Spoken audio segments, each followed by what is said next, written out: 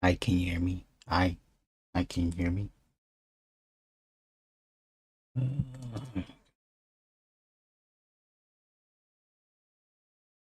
Oh, that's what.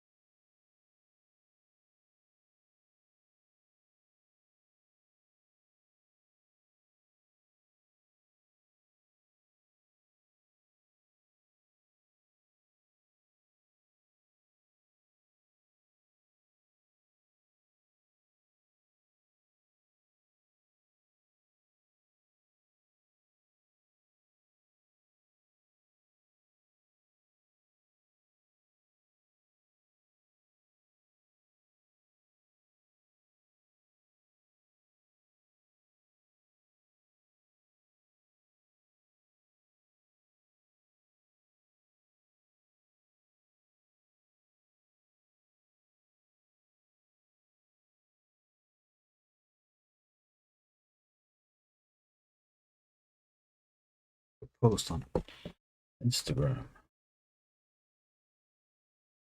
One man's forgot.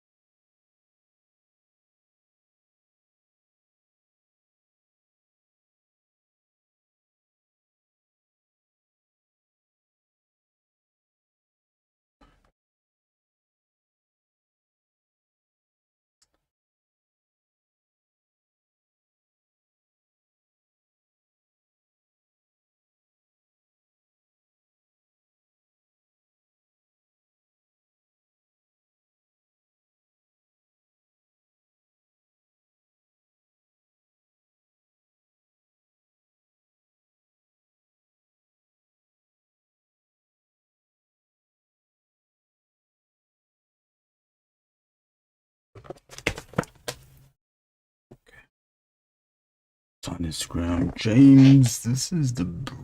Yes, it is a brood monster. Those things were freaky back then. This is the brood. Drawing this for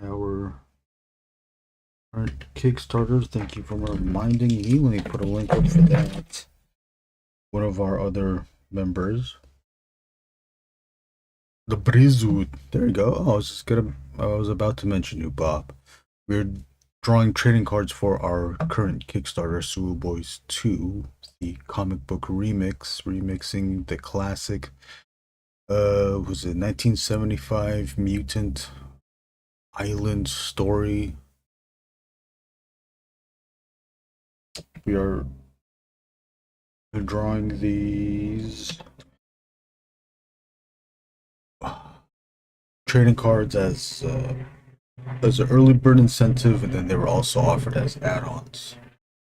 He's part of the helicopter. I don't know if you can hear such a flying machine behind. There's the link for that. But Bob drew a brood.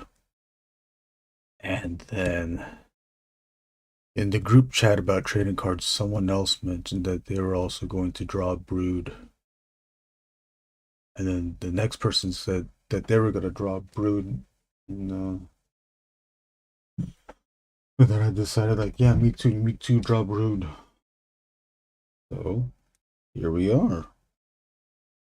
Now, not everyone who's going to draw a brood, the people that have volunteered to draw trading cards.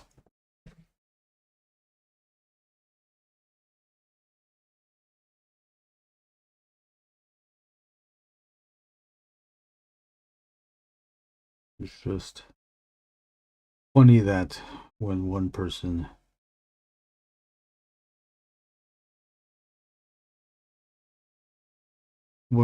draws a brood and then the next person says that they're gonna do the brood and the next person says that they're gonna do the brood, becomes a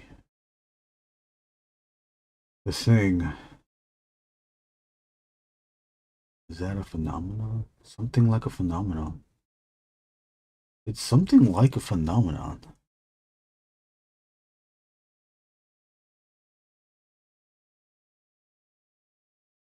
Did the brood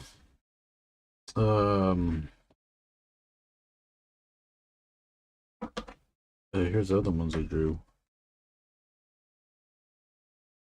Previously drawn Sentinel for the add-on for the early bird ad for the Kickstarter.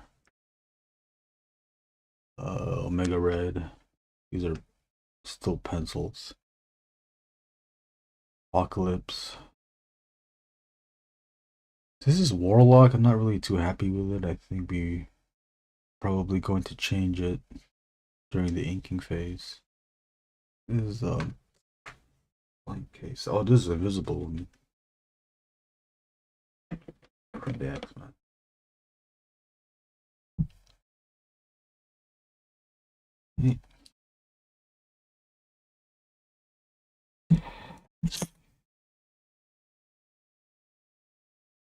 As much as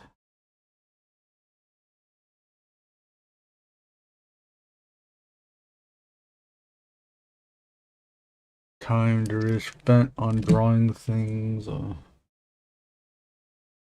always find something that is off. And then usually find things are off too late when they've already been inked. But James, thank you for watching. Let us know what you've been up to. Can you say? I want to consider. I believe it. I believe it to be, and I think it is. It is so. James here, Samaj Z.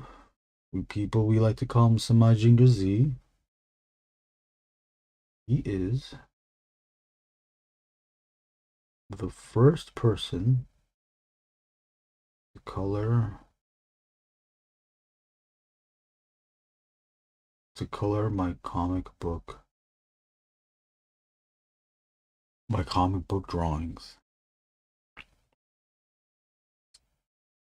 The first comics I worked on were for a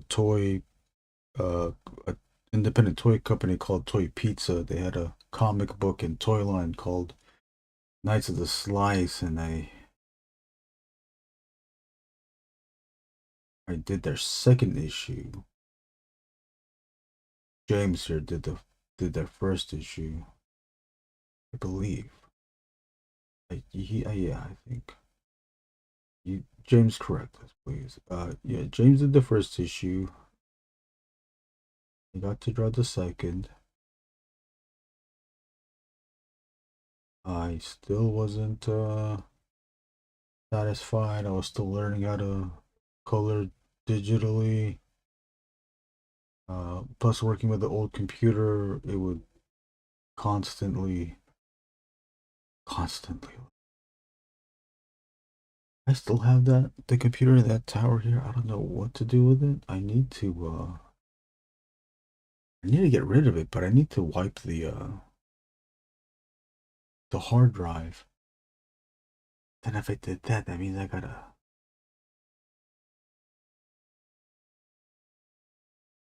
hook it back up again. Do that. Can I just take out? Can I just take out the hard drive and smash that to bits?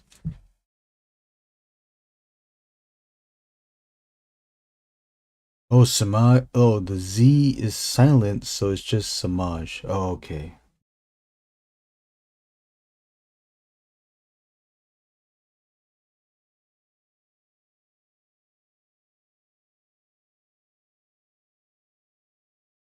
But is it true that you drew the first issue of Knights of the Slice?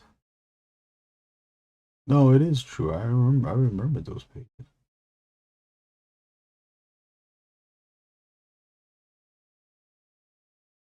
It was the blue one, or teal, brick and lime. Man.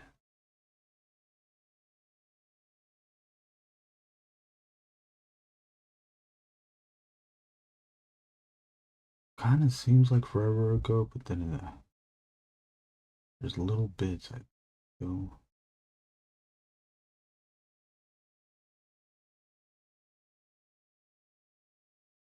I remember the image of Skull Grimson. I remember it, the colored image of Skull Grimson falling.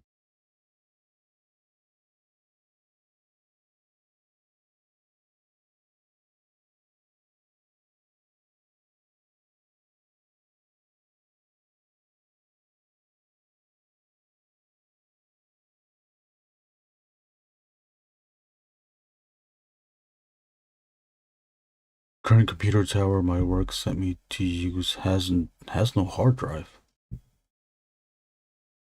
But has plenty of storage. How does that work? I did the art for the first book and colored a few more, yours included. Oh, you colored your own ones.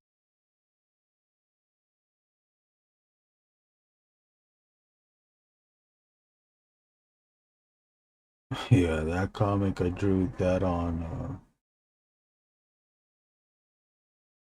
Fuck, I drew that on 8.5 by 11 paper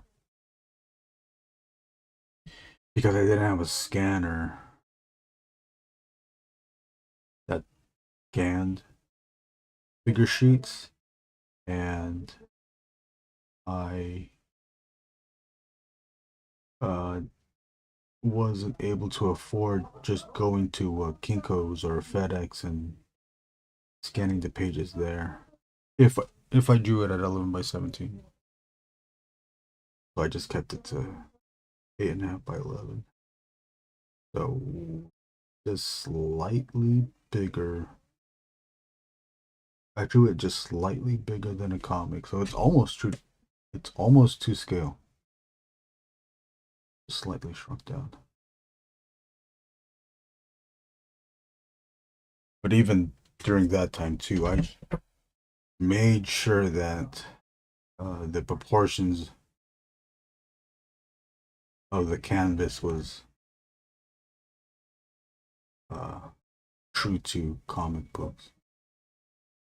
This was back in, man, when did we draw? When did we do that? 2014 maybe, or maybe 2015. I forget what their initial Kickstarter was.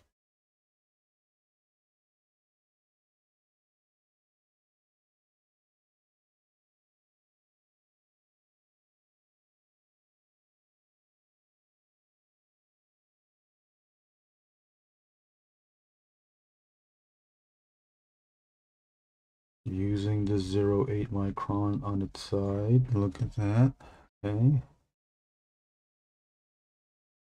Maybe it doesn't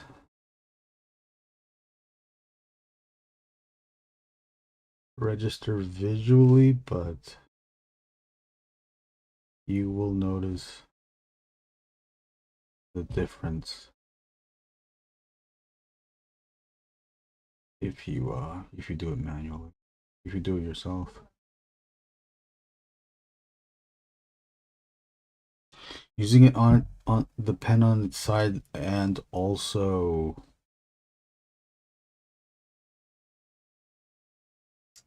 um also what? Also varying the pressure onto the sheet to get different line weights.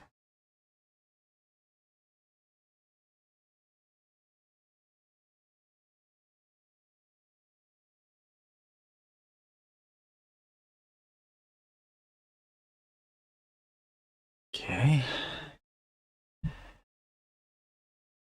Some kind of chip instead, flash memory storage.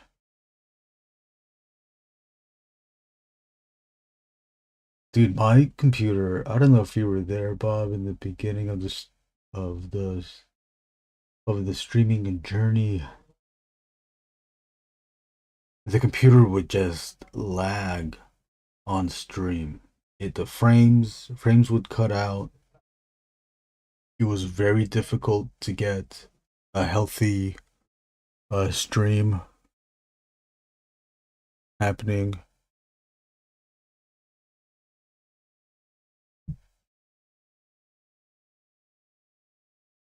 Although ironically YouTube saying that the audio stream's current bitrate is lower than the recommended bitrate. Let me know if that's an issue.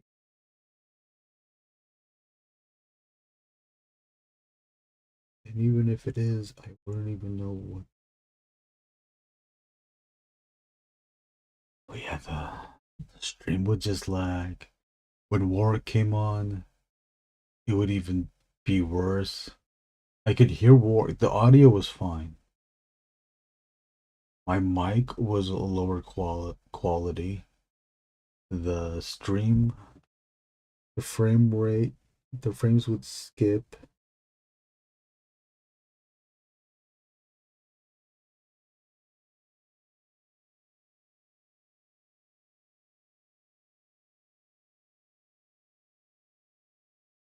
Yeah, they were not good. GG was there watching. I think Philip. That's when Philip was uh, kind of regularly watching those streams too.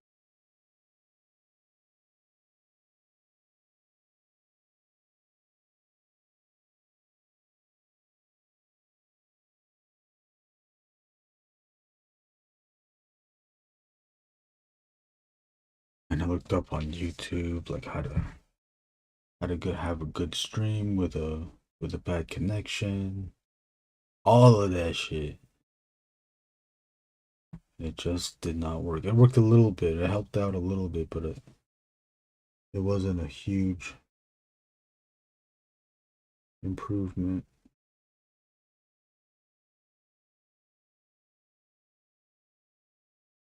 Even even when I was recording, not streaming, but just recording with a camera or uploading a video, it would take forever to upload a video. And I kept thinking like, how are these people uploading videos on YouTube and doing all this streaming stuff? Like, my computer can't be that bad. I mean, but it was. Computer was old.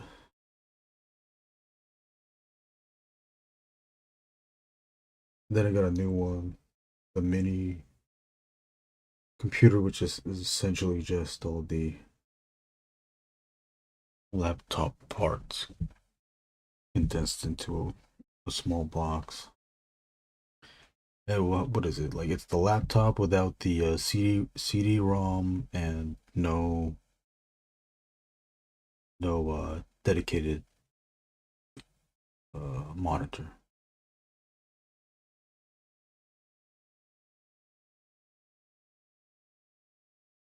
That, that made a difference. stream. I can upload much quicker than before.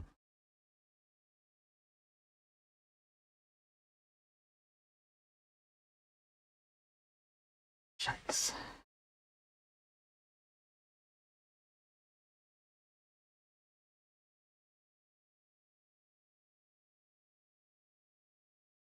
Jason cough. Summary about computer I removed hard drive. Computer I removed hard drive from and recycled? You recycled the hard drive or did you recycle the computer?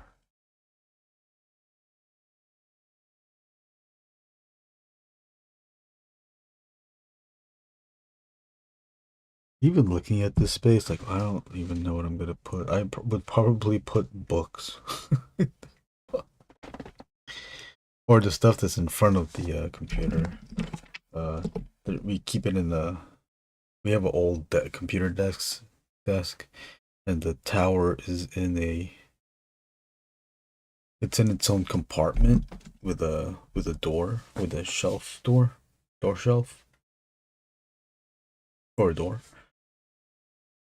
But the door is like just slightly open, slightly ajar, and it's blocked by all these other like cleaning products and stuff. I can't open it all the way. It's fine. It's space that I don't need to occupy. But who gives a shit? I'm here to talk about space. I'm here to draw this godforsaken bird.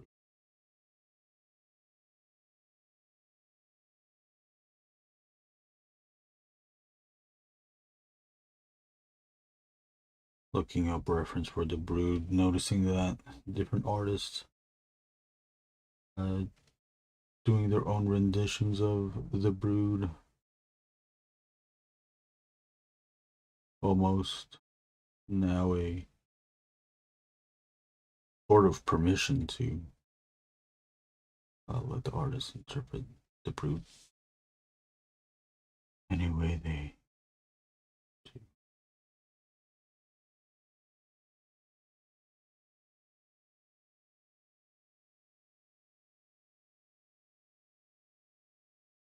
There's one version of the brood drawn by Ed McGinnis that I really liked. I really liked how bouncy he made the teeth. Teeth were like all kind of going in different directions, less uniform. I kept my uniform. I wish I made it more bouncy, but I got too scared.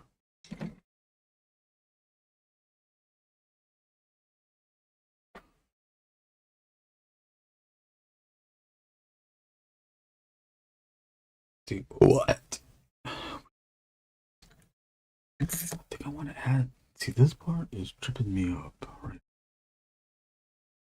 Okay, so we have this is all in black. The mouth is going to be in black, just so that we have the angled teeth being a strong shape, right? And this thing is supposed to insinuate. Hold on.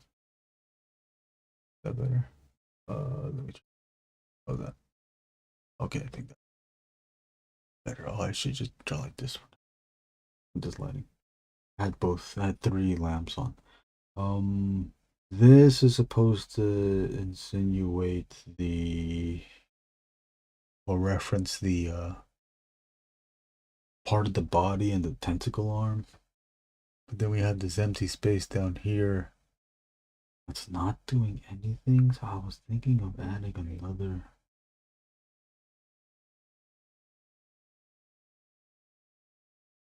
Adding another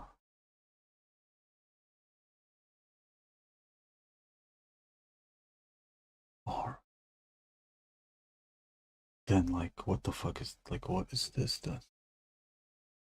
Because then now this looks like something it's not supposed to. So I'm thinking I'm not gonna do that. Leave that alone. keep this open.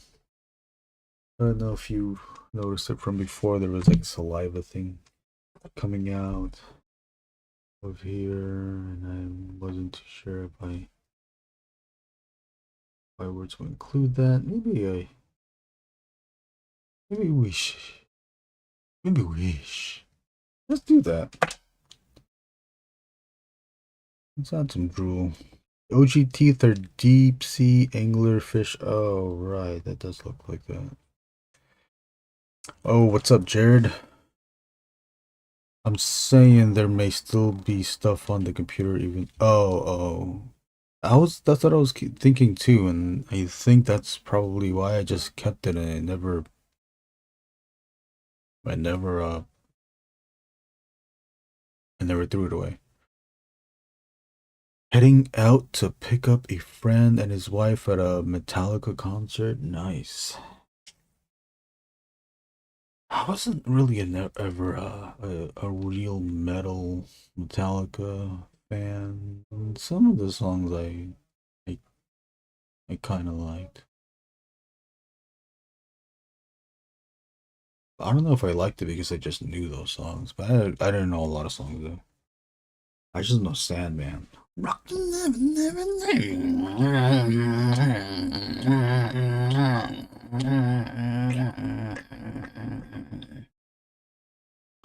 See the dick, I see the sack, I see you licking suck. Don't you wanna fuck?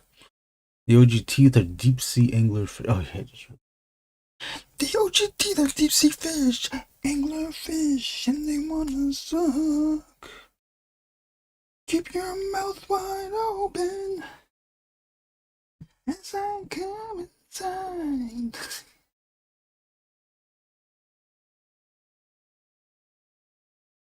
Mouths agape.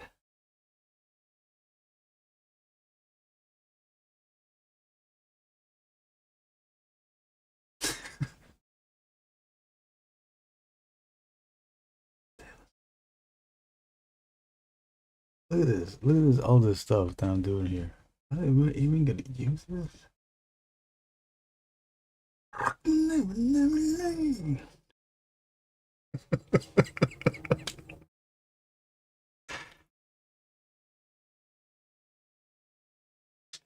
The artist, hello. Long time no see. Yes, indeed. Welcome back. Silent artist never let me.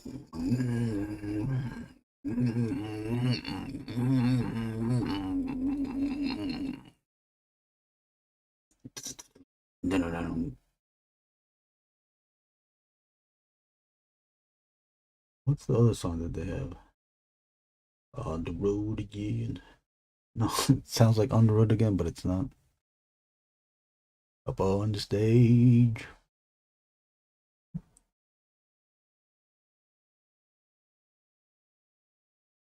You know how it goes. Ding, ding, ding, ding, ding. Lionheart's looking like his teeth sharp.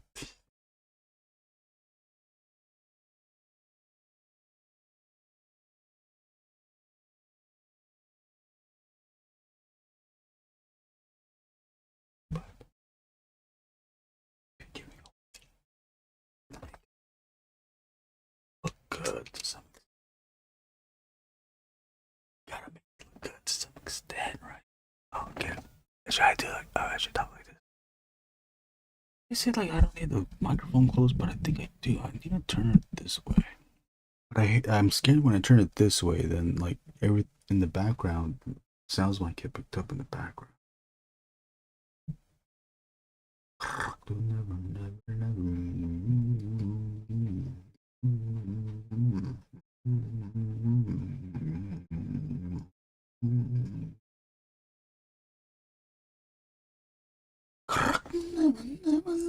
That's okay.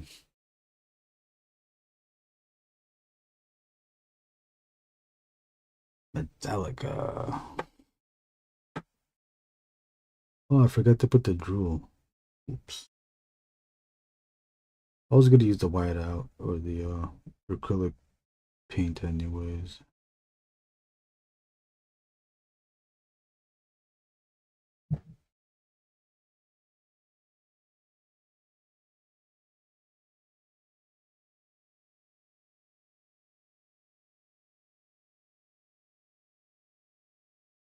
He's wet. He's wet. You have a long drive, Jared?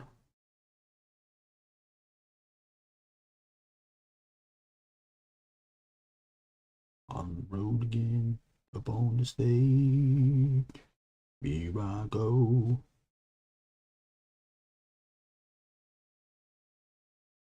I'm gonna suck again. Here I go. I'm on the stage. Lick and suck.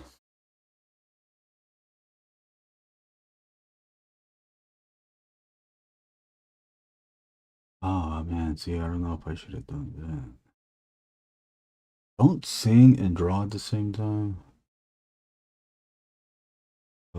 Maybe that's advice just for me, but there's advice. Pay attention to what you're drawing. That's okay.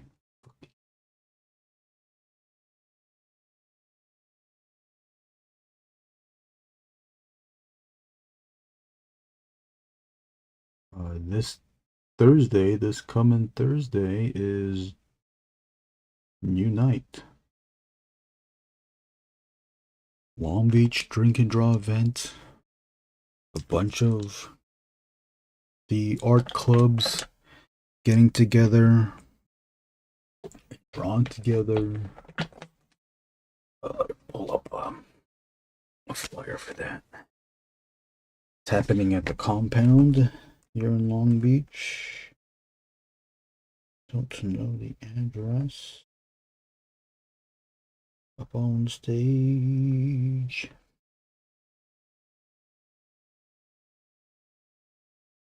Here I go. It's in my mouth again. Here I go. Come on. Another. On another page. Let's read it. Let's see who's in it. Taco Bell Drawing Club, Ink and Drink Long Beach. That's us. Art Cloud. All we do is draw. Base time. I think all we do is draw, or the other one, space time, might be the drink and draw event at the compound.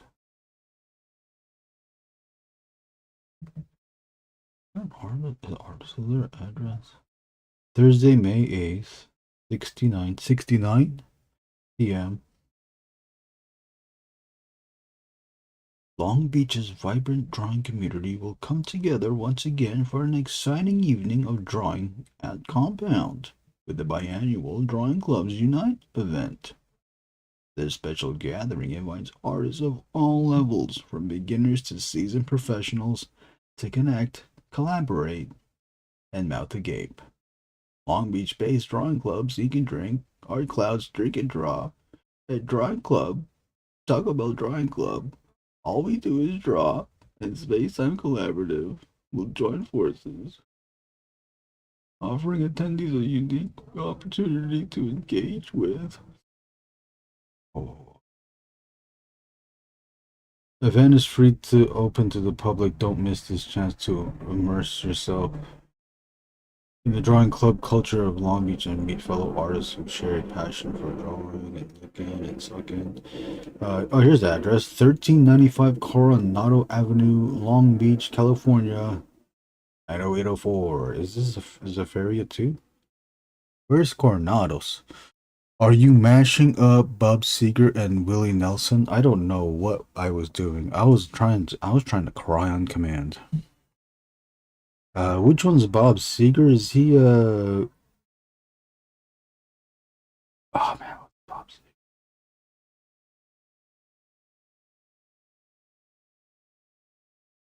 Well, we can do Tom Waits. Oh, let me see if we can do Tom Waits. What's he building? Building? Thursday. 8th. From 69 p.m. See, building. See a light on. I can see his mouth. Will he gape? What's he sucking in there? All right, let's Oh yeah, that's what it was. That's the song. Didn't Metallica do a cover of that? Metallica did a cover of that. Oh yeah, and then Willie Nelson, yeah, on the road again. Because I don't know what the hook is. Well, the hook is I'm on the stage, but then Bob Seger was also on the road, right? In that song, on the road again. Got my mouth open, the road again. Can't quit suck it like I used to do. Here I am on the road again. Up on the stage. There's another song. There's another two songs that I always mash up. Man, I forgot what it was. It's War. Something. It was a song by War, and then I think I mixed it up with I Shot the Sheriff, Bob Marley. Man, I forgot what that War song is. And I always do it because I always forget like how the actual song goes. Butthole Surfers, Gibby Haynes version of the. Oh, I know that one. I know their um uh didn't Butthole Surfers do a Black Sabbath song? The Black Sabbath.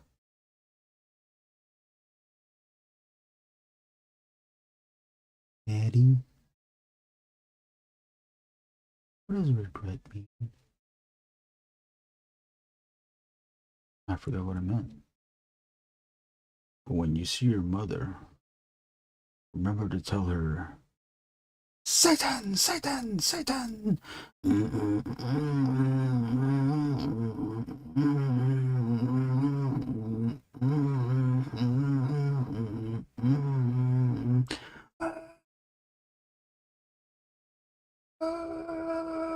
I'm at the game, at the game.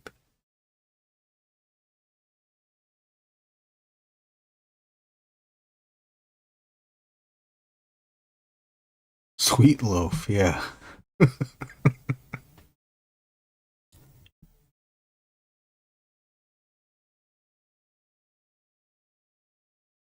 Man, what is that War song? What is it good for? Absolutely nothing. Maybe it wasn't. It's gonna come to me after the stream. I just know it. And then I'm gonna sing it on the tonight.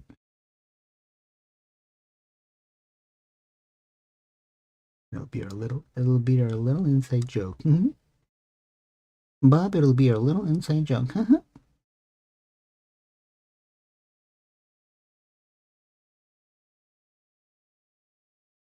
See? See how all that black pushed out all that teeth?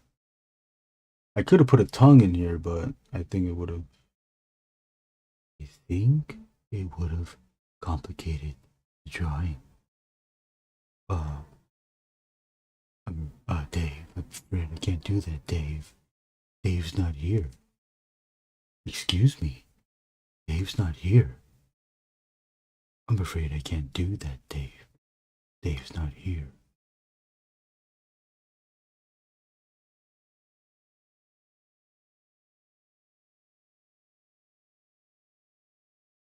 We had some. We had.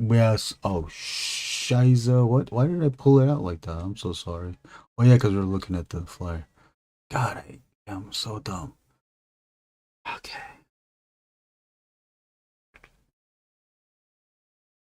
The question I was wondering was how many drums can I do to that on the stream? Oh, Sweat Loaf.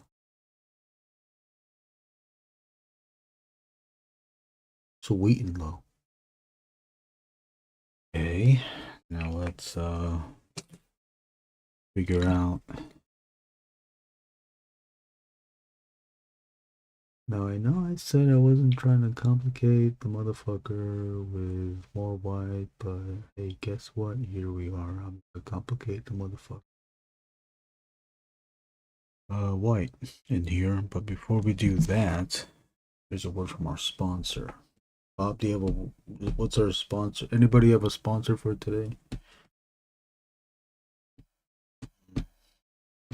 What is our sponsor? Has anybody checked out Steve Rude's live stream?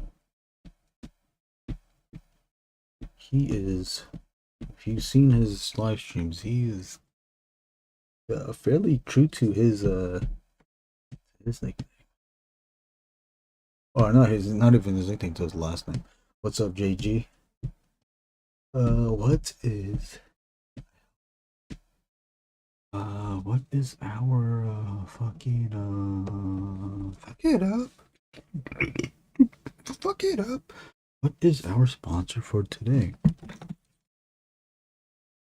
Oh, I know what our sponsor for today is. Our sponsor for today. Oh, pardon me. I gotta shake up this thing. The acrylic paint. I need to shake it up. So I gotta be on mute.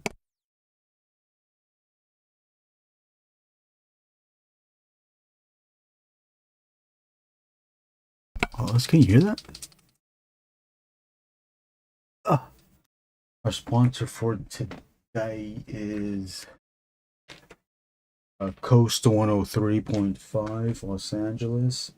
When I had a long day at work, all I want to do is unwind and listen to Slipknot and Mudvayne and Morbid Angel and Cannibal Corpse, and I don't want to look through Spotify and pick out a song, pick out an album to watch. I'm just gonna turn on the radio. Turn the Coast 103.5.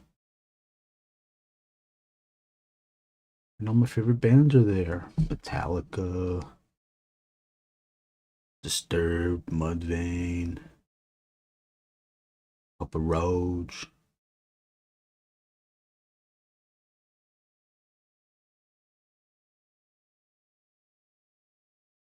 Yngwie Malmsteen.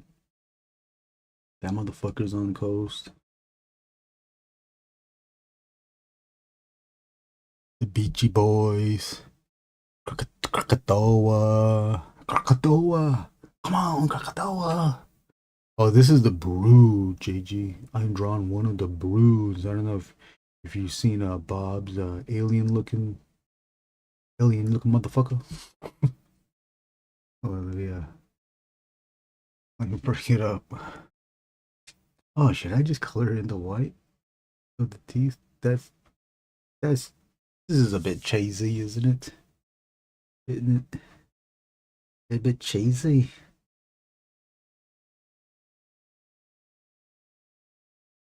Coloring the teeth like that.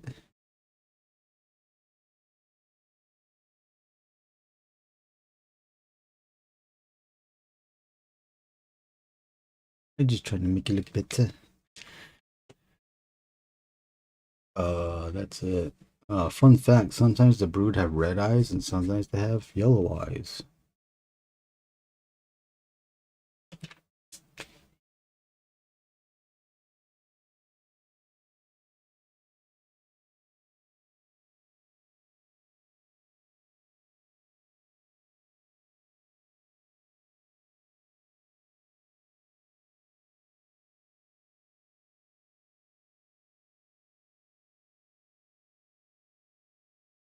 How sparse this?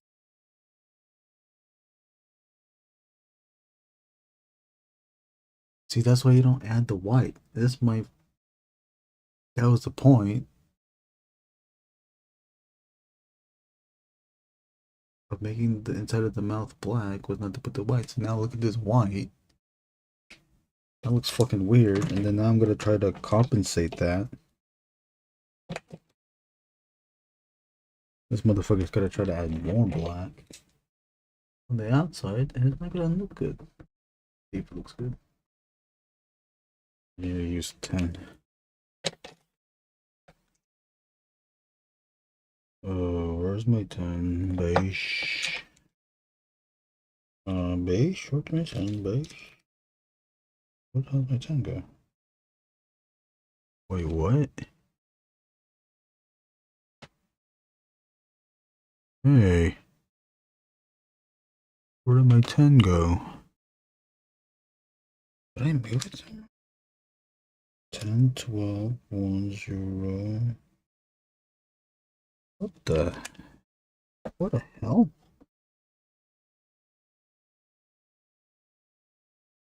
Upside down. Wait, I just had the goddamn. Where's the 12? Why? Where'd it go? 10, where are you? I was using it yesterday. I was using it yesterday and I put all my pens. I always put my pens back. That's how I not lose them. Am I holding it? No, I'm not.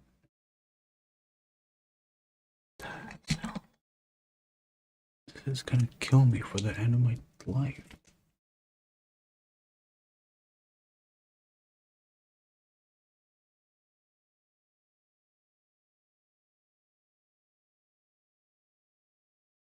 I want to black out. I want to black out the mouth again. Up on the stage, here I go. Where's my 10 again? Where the fuck did I put that goddamn 10, bitch? What the fuck? Are you serious? I gotta pull out another motherfucking 10. Once I pull out another 10, I'm going to immediately find the previous 10. Beige.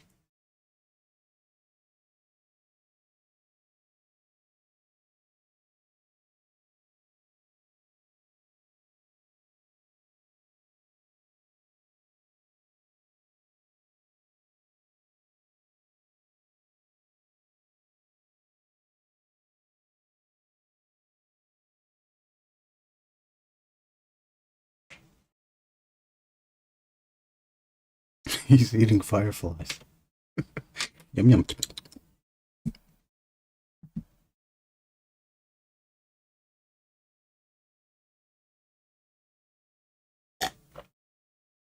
Excuse me, JG, how's the Mortal Kombat? I think we're done, but can you leave this off to the side like we did last time? We'll keep it right. I'll be right here. And then we'll start on another trading card. But not gonna do Warlock. Oh, GG, you want to see the other ones that I did? Here, the two other trading cards I'll be I plan on drawing, but we are going to draw Apocalypse. The other guy was character name was Warlock, not Warlock.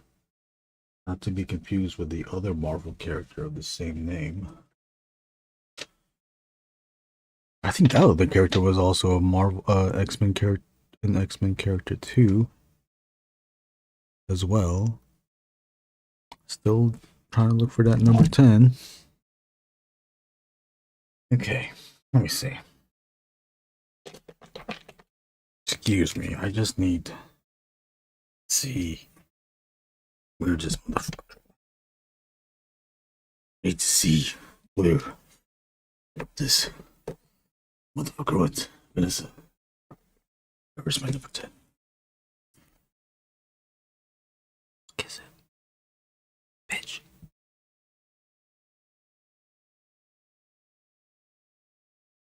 Is the other card a robot? What's that dude's name? Oh, Apocalypse. Oh, Warlock. He's black and yellow. Yeah, I'll bring it up.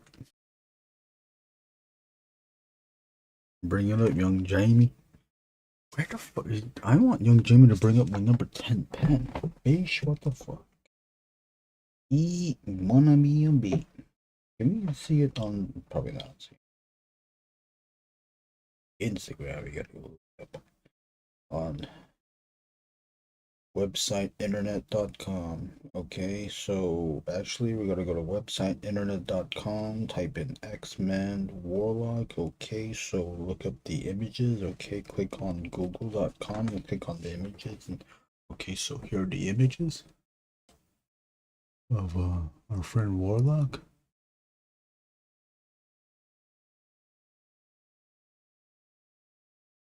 Yeah, see the different interpretations of them. There's the toy of them from ToyBiz back in the day, 2000s. I think is when they made that toy. Yeah, it's all, it has the basic design, but again, look, you know, its expression gets all exaggerated, so it's another character for open interpretations.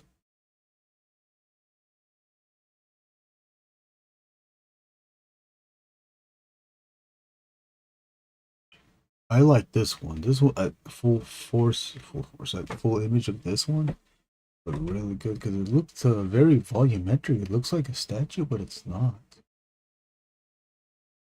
That's actually a drawing, yeah. That was actually a drawing. Guys, no joke. This is actually a drawing.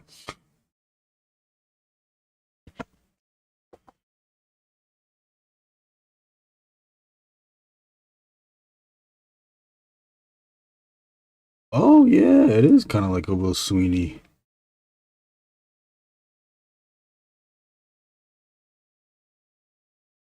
Working on my latest league. Oh, latest league for lost my first match 0-5. Like, damn. The JG, I just give up. I go fight Cade and I give it my all for like the first match, lose both rounds. And then if it's a FT3, FT5, I always say yes.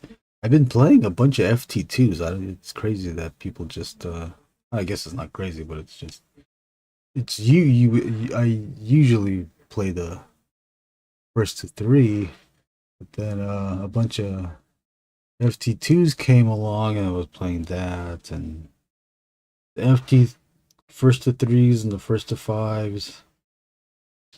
I give it my all on maybe like the first and second match. Then after that, I'm just jumping with a medium kick. I'm just jumping in with the medium kick, just doing my jumps with a medium kick and not giving a fuck. That you want to keep beating me, then I'm gonna give it my all and give you my jumping medium kick. Ken's famous jumping medium kick from Street Fighter 2 Dash. What's Street Fighter 2 Dash? It's this one. I think we can go with a. What could have gone? We could have gone with 12, but we're gonna use number 12. We could have gone with 10, but we'll use number 12. Gotta be here. Okay, put this away. Put this away. Am I fucking holding it? I'm not. Look, number 12, number 8, 1, 3, another 3, another 1, a 5, a 003. There's my 005. Did I wrote with it yesterday. Okay, I gotta just get out of my bed. Okay, just draw. Just draw.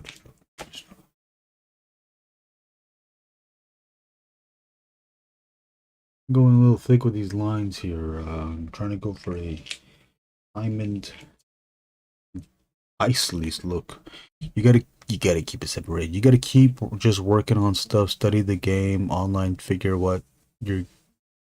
I'm getting beat because I suck. That's why. Can't. I see the. I've only done it a few times. I haven't mastered it yet, but that cross up with with that medium kick, you can cross up with that medium kick with Ken and Ryu. I've done that. So cross up with the medium kick and then do the punches, and the punches can either kind of do the punches and then keep flailing on the controller, and then eventually do a Shoryuken. I've done that a few times, but my mind is too slow. I think my mind's too slow to realize that I did do the cross up, or the cross up has commenced. Okay, the cross up has been commenced.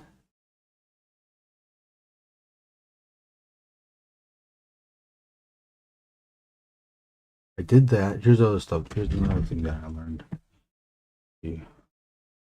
I am trying to study it, and I am trying to learn. The other thing I did figure out too is when we're doing that, uh, you don't know what this is.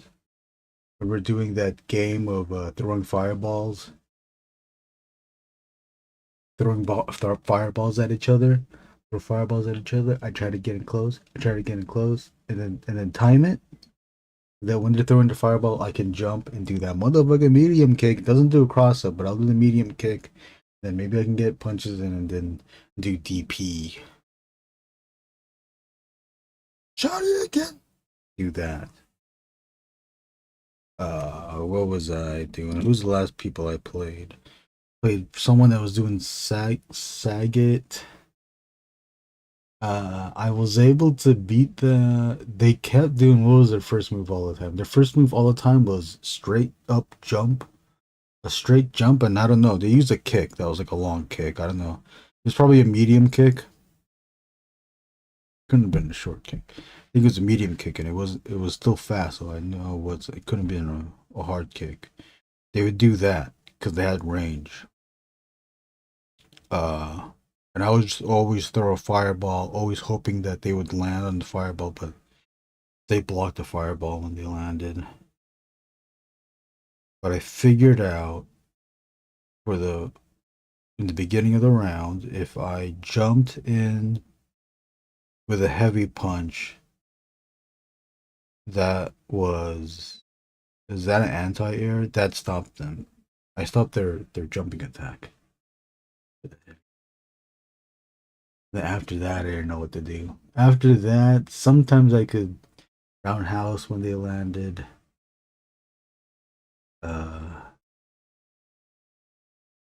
I still lost to them though. What else did they do? Yeah, they'll do the thing, and I don't know how to get out of it. But they'll do the thing where they'll keep doing attacks, and I have to block it all. Can't I don't know how to counter that. I don't know what thing to hit to counter it. I even try to like push forward and try to do a throw, and that still doesn't happen.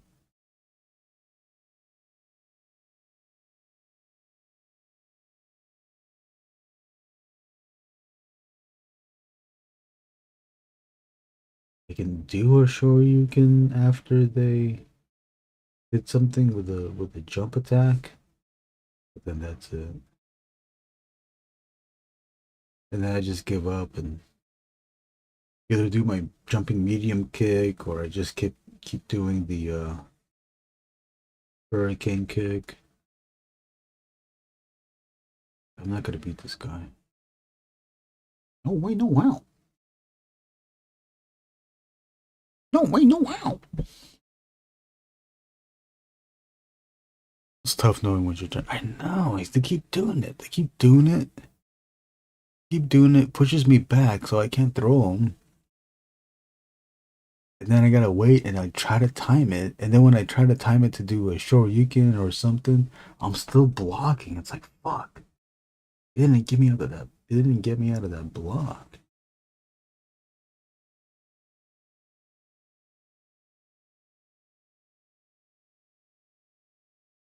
Getting into frame data plus frames, knowing what's safe and not to block. I know. I know. I've noticed it more with the long characters. the long characters, the characters that have longer range. Sagat and Sagat and Blanca.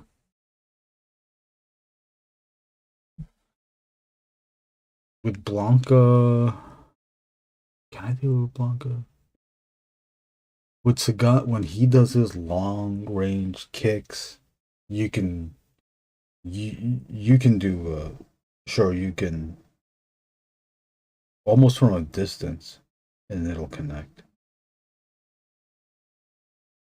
He's good because he has range, but because he has range, his hitbox is wider, so you can do the sure you can. But you better do a short you can. Which means you gotta get a little bit closer for it to connect, and never do a hard heavy short you can. I always do though, because I'm stupid. Because I keep thinking I gotta get more damage out of this attack.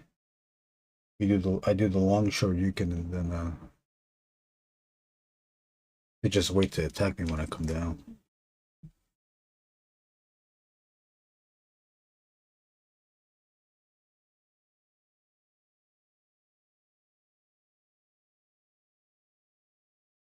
Like a little bit more of hyper fighting or whatever. The good one, not the bad one, not the broken one.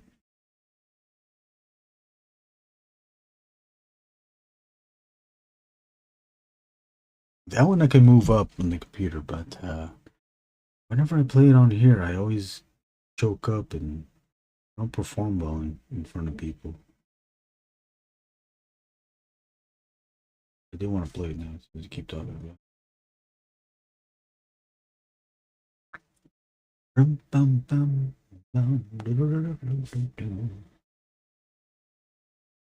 know that song, getting into frame, yeah, yeah, I know the Shoto game, Fireball Chase, cross-ups are good to think about, all about good spacing.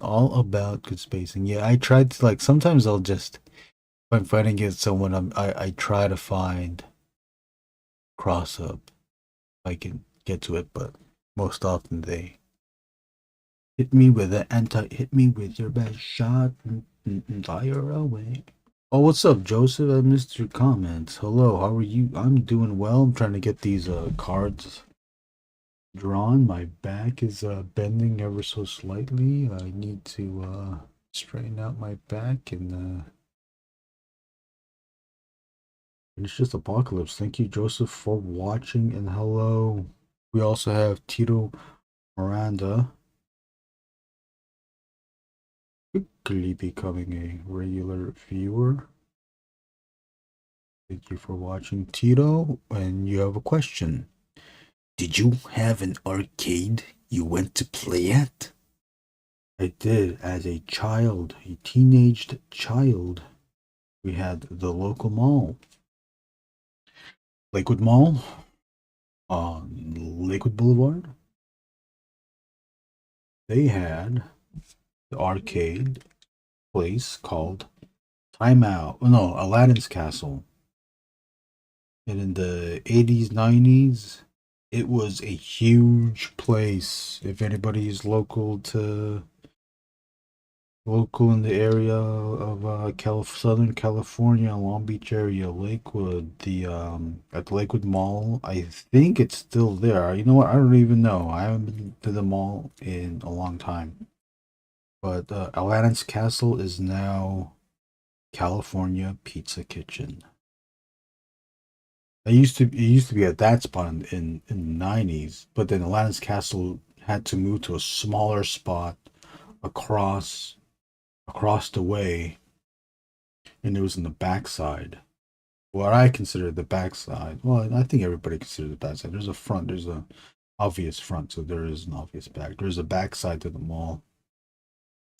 And Aladdin's Castle was there, and I remember playing World Heroes. I think the first bigger Aladdin's Castle, they still had Street Fighter One. They still had cabinets for Super Mario Brothers and Mario Brothers and Donkey Kong. Like, it was those games and the racing games too. And then when they moved in the '90s, that's when we got Street Fighter 2, Mortal Kombat, all the Mortal Kombat's up to 3. I think even up to 4. What else did we have? Street Fighter 3, Tekken Tag, Virtua Fighter. My my sister and I loved playing what was it? The Crash and Burn? Or was that the game where it's like a racing game? It's also there was also a gun. So my sister was I would drive and my sister would be shooting. Hell yeah, Aladdin's Castle was it? Oh, they had one in Houston too. Also, gold mine in the '80s. That saliva makes the whole drawing move. I want that saliva to lick my, get licked. Liechtenstein. You ever think about getting a Liechtenstein? That's Frankenstein's cousin, Liechtenstein. He was an artist. Some say he's an artist. I would say that he's a thief. And then Cerritos Mall had a arcade called Timeout.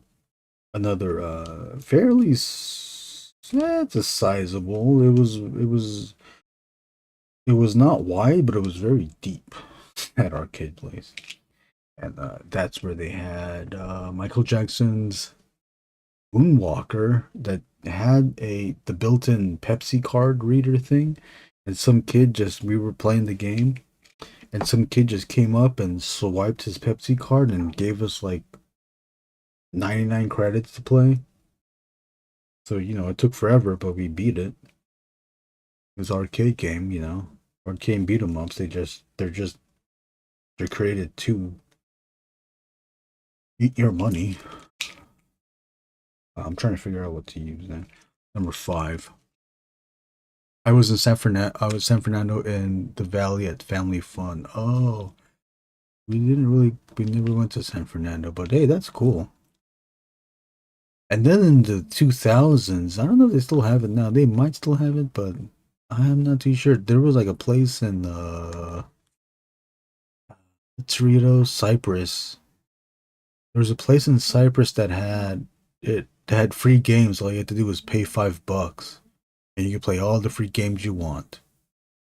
Essentially, you could beat any game if any beat 'em up game you could beat. And if you're really good at fighting games, you could beat those too. But I think that it's not $5 anymore. Maybe it's $8 now. It might even be 15 because it is the year 2025. What was your favorite games, Tito? What was your favorite games, everyone?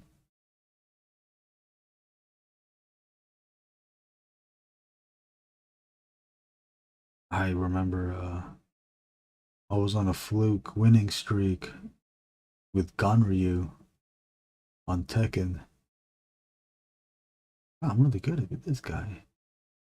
And then when I went home, or when we had the home version on PlayStation 2, I figured out like I'm not really that great with Ganryu. I gotta go pick someone else. I don't know who my main was in Tekken. I like Hwarang. Hwarang. Football Golf had a great arcade too. Oh, I loved the X-Men's. The X-Men beat 'em up from Konami, the Simpsons Konami one, the all the Turtles ones. God, they were so cool to look at and fun to play. Tedious, but still cool. I love that style. Power Stone 2, my God, what a game. That was a great game too. I forgot about that game. I saw video of it again.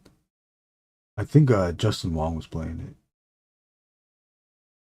Man, I missed that game. But that was another game that we played at home. Don't we I've never seen it in the arcades.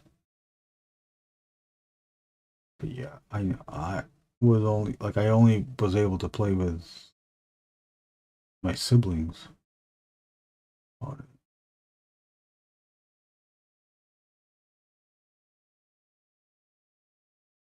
But they've been known to beat me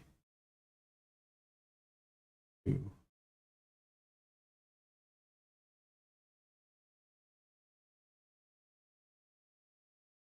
Even as a kid, like playing those games and playing the Street Fighter games or any of those fighting games, and then calling your siblings into the room when you beat it so that everyone can watch the ending. Did anybody do that here? Come in, come in. I beat the game.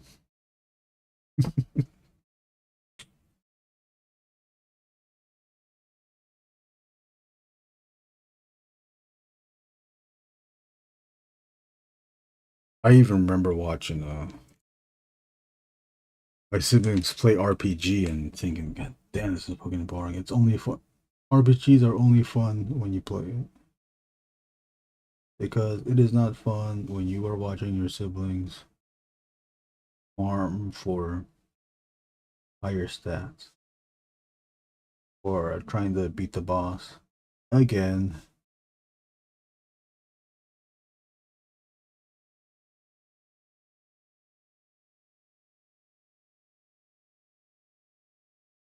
And you watched it because there's nothing else. There's the internet, yeah, but there's no YouTube.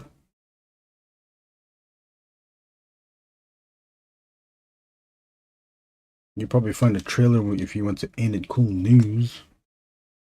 But then if you saw the week's worth of trailer, there was nothing else to watch anymore. You can fuck around in the AOL chat rooms. Tito Street Fighter and Marvel vs. Capcom. GG Power Stone 2. Joseph, favorite game is Last of Us currently. Oh, okay, cool. I haven't watched any gameplay of that. I've seen the mushroom people though. GG House of the Dead. Man, those were fun too. Those were so much fun that we even got the Dreamcast versions, the home console versions of the Dead. Go, what's his name? Go, Carl.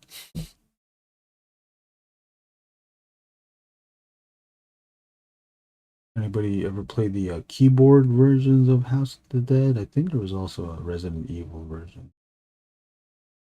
I think it was only House of the Dead.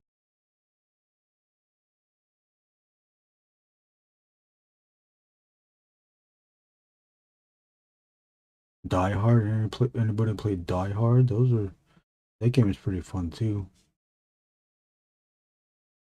I always messed up on the action sequence. Oh, Crisis Zone. God damn, that game was so fun. Part 3 was hard though. But man, I memorized part 2, I think. Is it part 2? I memorized part 2 with the barrel thing. And then I for I kind of remember the day when I saw someone playing it and then them with the trigger action making the gun like a machine gun. I was like, holy shit! I didn't even realize you could do such a thing. Machine gun act have the gun act as a machine gun instead of a pistol. That is the way to do it. That is the game I must play.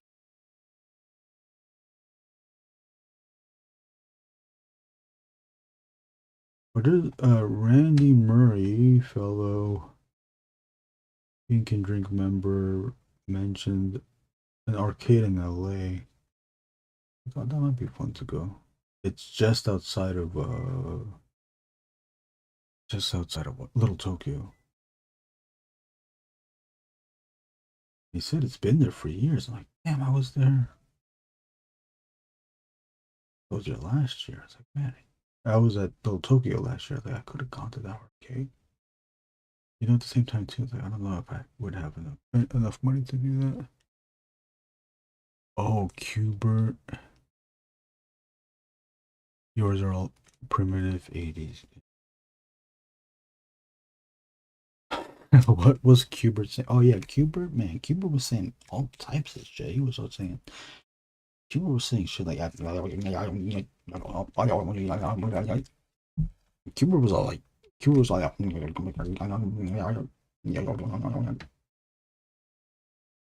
what the fuck was on, man? He was all like he was all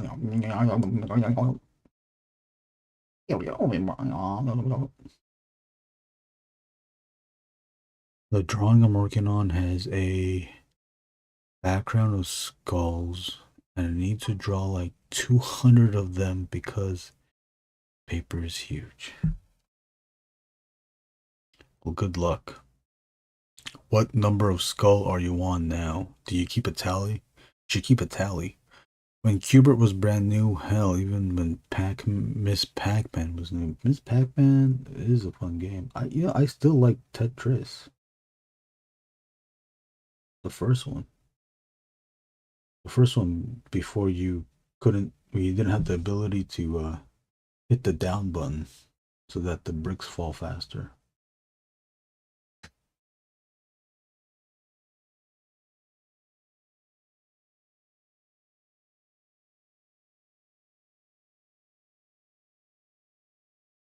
GG, are you just strictly Mortal Kombat or are you playing anything else on Fightcade? I tried a little bit more of the Breaker's Revenge, Backbreaker's Revenge, and I can't. How can I progress such a game? Fuck.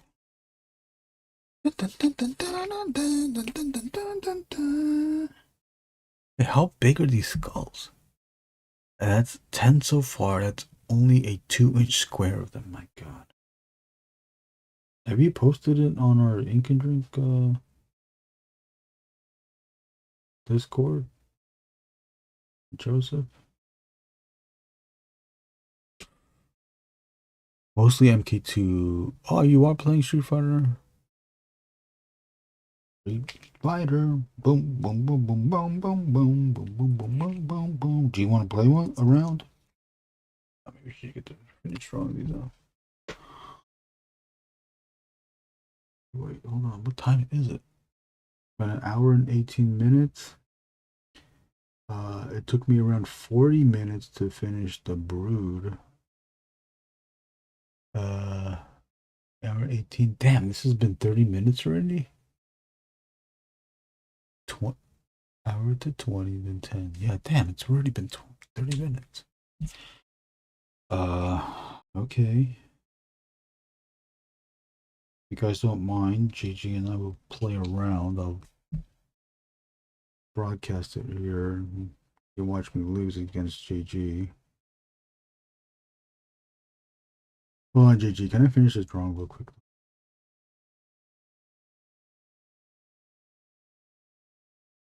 Finish it enough where we got most of it covered. I know I'm gonna feel compelled to come back to this. You ever stream and then when you're done streaming, you immediately go back to the drawing and start manipulating it more?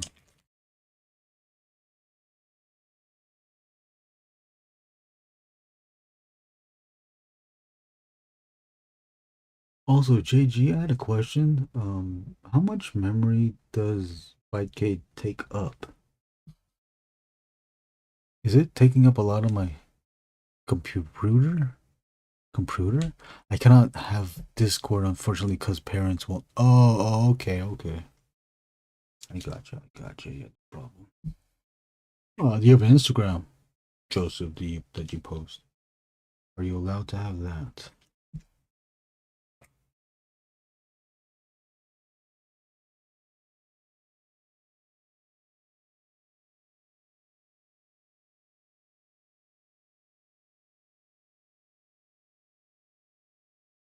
Maybe I shouldn't be cussing on this then, huh? You gotta keep it PG. Okay, so don't repeat any of the song. Joseph, you were in here earlier. Do not repeat any of the songs I was singing. I was strictly just doing that for entertainment. They are not to be repeated. If anyone asks, let them know that I was singing the correct lyrics to all the songs that I performed here on the stream. Like On the Road Again. Up on the stage, here I go. On my song again. Here I go. Up on the stage. Real good. You can curse. I'm almost 14. Oh, okay. So we can say caca.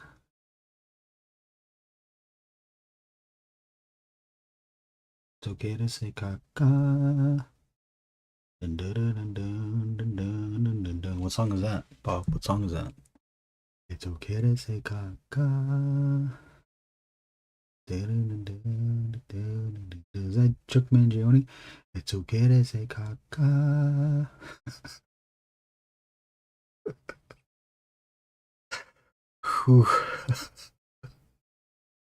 Dang, my younger son's age, I wish I could ban him from Discord. Well, there you go, Joseph. Move in with Bob, and you'll have a friend of the same age, and you can go on his Discord. You won't have to hear this song ever again. It's okay to say caca.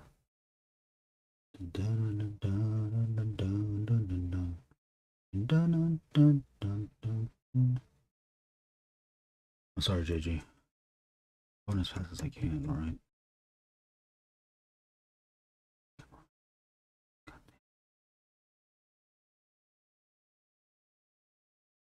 You know, I do like saying dang.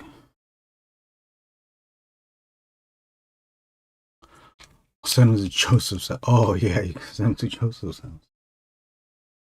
Send him to Joseph's house. The kid, Bob's kid, will bring his iPad or whatever he uses, and then go play on the Discord on there and go on the live stream and do whatevers. I mean, like, whatevers.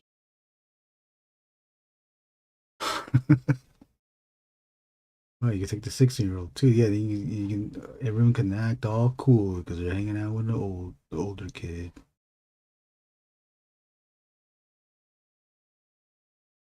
Everyone laughed. Like, man, you hear that song? It's okay to say caca. Like, what the hell is that? What kind of song is that? It's late in the evening. It's okay. Caca. This one, I don't know how well this worked out. I was trying this shiny stuff was I was trying to go for Bart Sears. I was thinking of his and referencing his apocalypse drawing, as well as utilizing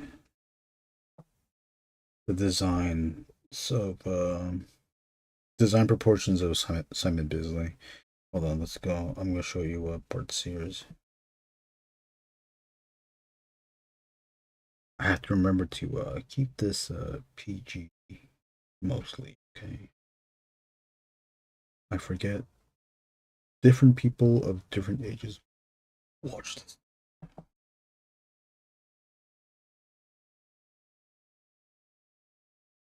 But that song, It's okay to say caca. That's a fun song, huh?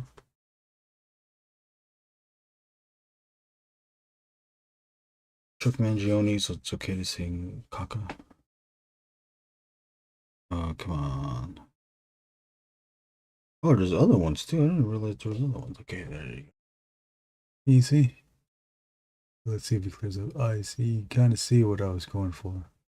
That middle section on the collar, on the Apocalypse's collar. This was, again, Bart Sears is not only a comic book artist, but he worked in character toy design. This is his version of Apocalypse that ToyBiz used in their X-Men 5-inch line.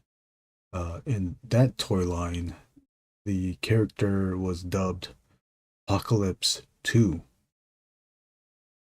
or II, Roman numeral 2, because they already came out, ToyBiz already came out with an Apocalypse figure, and their first version looked more closer to the original Apocalypse design, Walter Simonson, Louise Simonson, and there's a third person. I think Butch Geis was Butch Geis was a co-creator as well.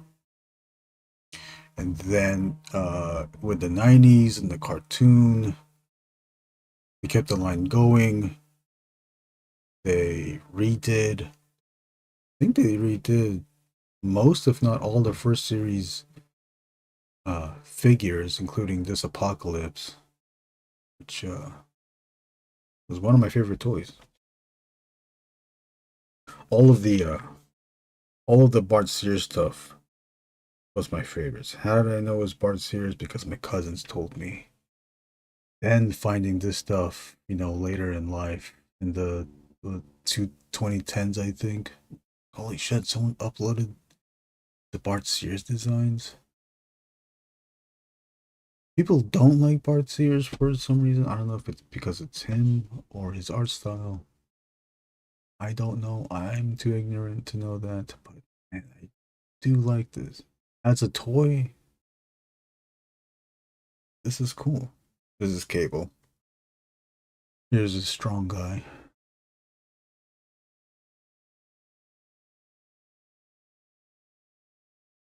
Okay, and then the sculptors were getting very close. Very close and fairly close to the drawn designs. The proportions were there. Maybe some of the detail was a little bit softened because of the toy production, but it was mostly all there. I know I'm gonna put a little bit more. I do want to put a little bit more of texture to things here, but let's go. Oh, these turnarounds are so good. Yeah, I love looking at good toy turnarounds and turnarounds in general, but toy turnarounds because there's nostalgia factor is there. Okay, let's open up. I'll open up Fightcade. Oh, Gigi, is there a trick to Fightcade always opens up on the bottom monitor? I want to have it always open up on the top monitor. Is there a way to enable a thing? Okay, I'm on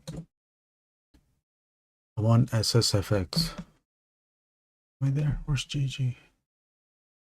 What's Gigi's name again? Deadlies? JG Deadlies. I'm not sure. There might be a way. Oh, okay. So I just always drag it up then. Cause I always notice. I was like, hey, how'd you Oh, there you go. Okay, wait. No, I gotta drag it down because I gotta turn this thing on. Okay, it is on.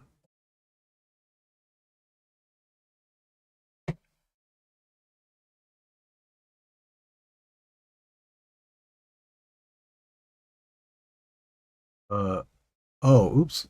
Oh, I don't get the pick?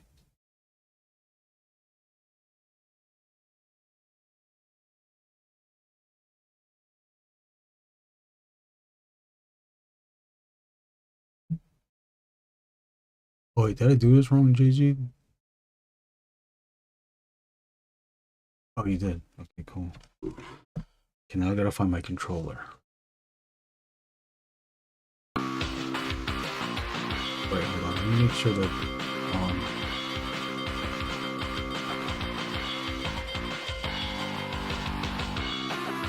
where does he?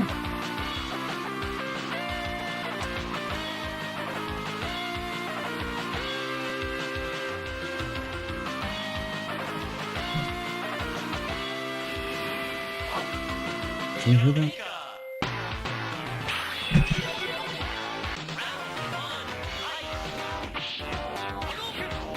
There might be an echo. Sorry about the echo.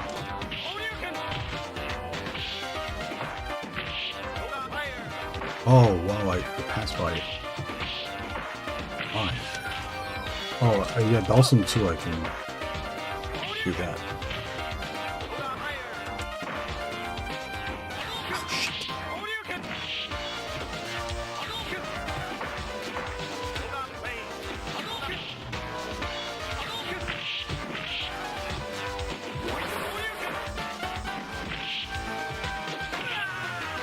You threw me, baby.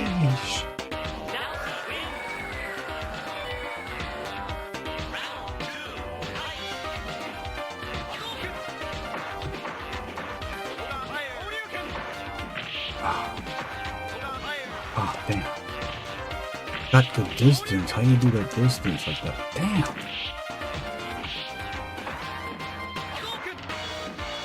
I always do it the wrong time. Come on. Dang it.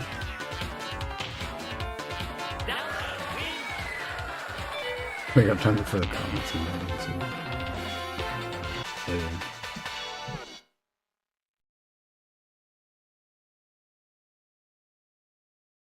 What's my best art? What's my best art piece? My best art piece.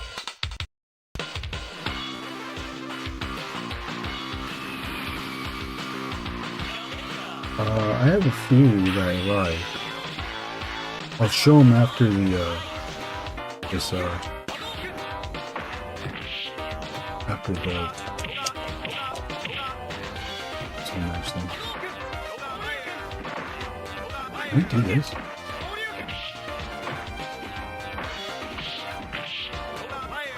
Damn it, where's it? God damn. What?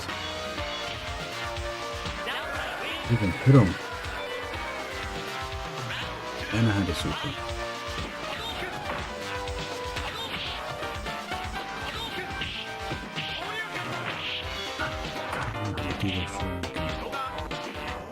Oh my god.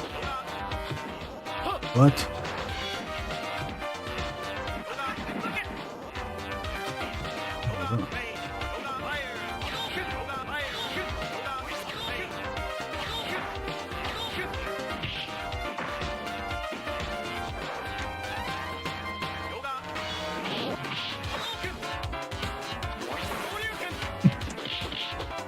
Damn. How you throwing like that?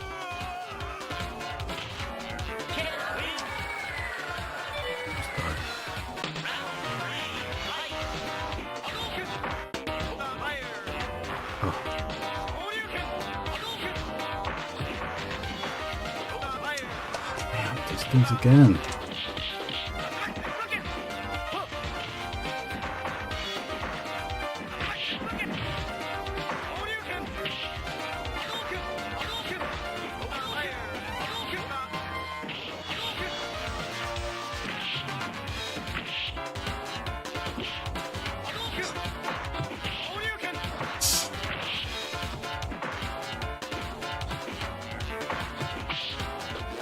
Ah, damn, you wasn't close enough!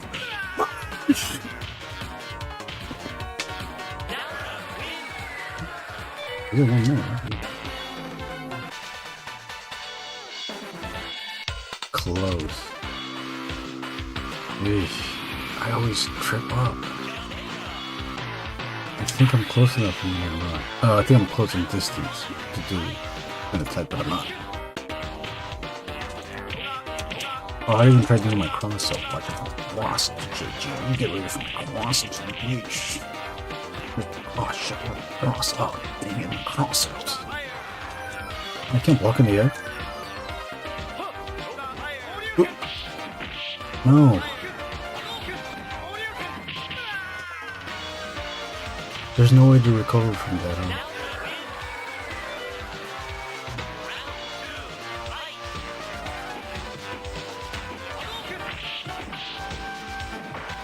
Distance thing. Blocking. Oh, I blocked that.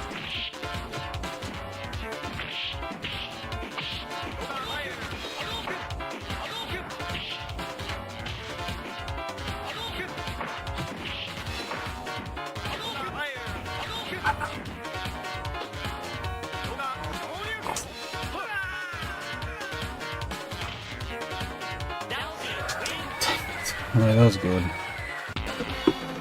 GG's. Got GG's. Okay, let's see. That's one GG.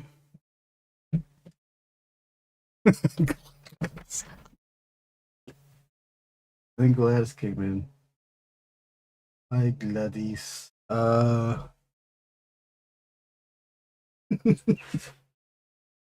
just looked in the comments and then Gladys. Gamoji. Good games. My best piece?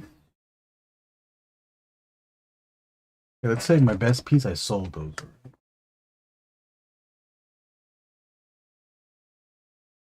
You want to take another goddamn tour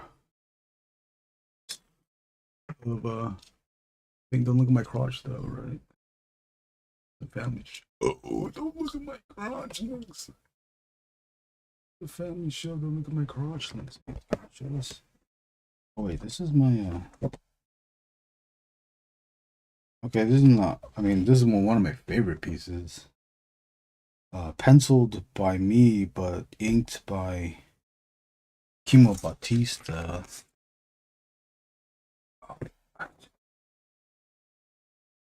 That has to close because I gotta look stupid.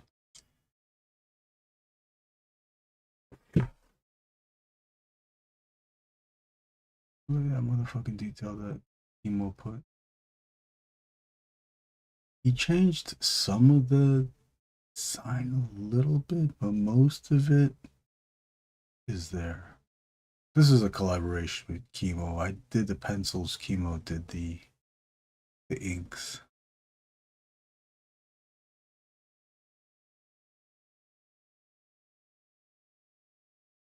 Eric, don't stare at it, please.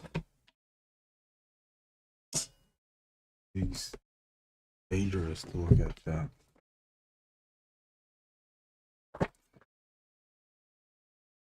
These ones, these are okay. They're not my best though. This is still one I was trying to like figure out how to do comics. Like, there's like some moments in here that I think worked out. Some other moments I was like, well, I don't know what the hell I was doing. I do like this page though. Got to show a sequence. I don't know why I had him run this way, but stupid me. I had him run. Usually, if characters are going towards something, it moves left to right because we read Western, we read left to right. But because of the spatial thing? No, there's no real spatial thing. I like that panel. Jesus and the nun. I forgot the name. Fair enough. Then this is Judas. Yeah, I do like this. Judas gets hit from a kick from Jesus. Open panel. Then we cut down to here. We see that the hand guys, they're monks. The hand monks running away. The background is that. Then you got that sequence here. I mean, it is a sequential. You can read it. It is readable to a degree. It's just for a reason I backward. And then yeah, this I kind of like this. I don't know how well this read, but I had to do it where the top panel moves down to the bottom panel instead of left to right. It moved top to bottom first. But I was hoping it did this. I'll show the whole page. I previously showed the whole page, but I'll show the whole page again. This is my intention. So we move top to top here, the top panel. Notice the black shape on in the background. Continuing that black shape so that Judas and that hand guy meld into a giant monster. Then you have three panels here showing the fight from different characters. That monk guy with the hand for a head. His head is a fist now. And the nun whacking characters behind and in front of her. Then you have Jesus doing basically the same thing, hitting two characters at once. Right front. Look, I'm trying to figure out the blacks for the drapery. Here's the whole page. Here's that big black shape to help you see that these go together. And then keeping the backgrounds here white, sparse on the black. This page do not. They're not all great pages. The turtle stuff I liked. These ones were okay, not that great. I do like this. Someone was looking at this. So I'm gonna see if they want to buy it. I want to show the turtle page. Here's a turtle page. I like this. Taking a cue from Jack Kirby, the fight scenes, Batroc the Leaper versus Captain America. Here's a Ken quote. Attack me if you dare, I will crush you. That's from Ken Masters, Street Fighter. Victory phrase.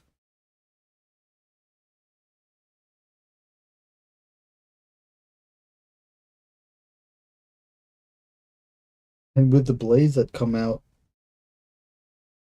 that are on the wrist of, or the back of the hand of Shredder, this should have killed this turtle, but it didn't because it's comic books and you make it for effect. Sometimes it doesn't have to make sense, but people will still point out why it doesn't. Another page from the first Sewer Boys. Double splash, double page splash, replacing the turtles and making it the new Fantastic Four, Ghost Rider, Spider-Man, Wolverine, and the Hulk. Oh, I think I went through this already. Oh yeah, you wanted to know the best pages. I like this page. Another Street Fighter page. This one's a bone grinder for my friend Raymar Brunson and his comic book called Biomechanical Protector Bone Grinder. These pages I also liked as well. Again, these ones are for the new Sewer Boys 2. Oh, here we go. Promotion for Sewer Boys 2. Kickstarter's up now. It's pinned in the comments. Go back it. The early birds are all out. The early bird was free, essentially a free trading card. Original art on a trading card size card from a group of us. Not all of the people that contributed, but some of the people that contributed, including viewer, friend of the show, Bob Kurthy. Also, we have Bill McAvoy, Philip McVan, Nathaniel Osoyo, Amon Winkle, Randy Murray. Who else in it? Oh, Eric Rivera. Don't look at it, Eric. He's also drawing some stuff. Who else is in it? Is that Nathaniel already? Other page.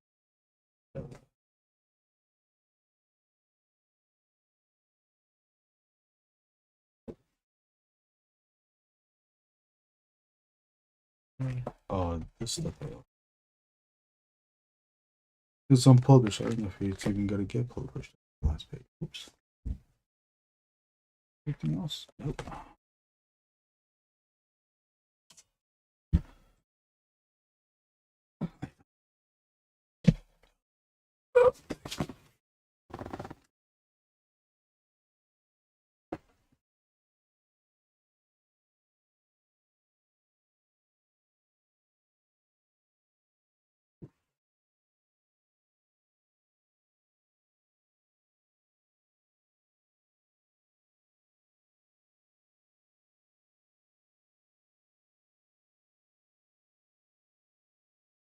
How's everyone doing? Eric, how are you doing? Gladys?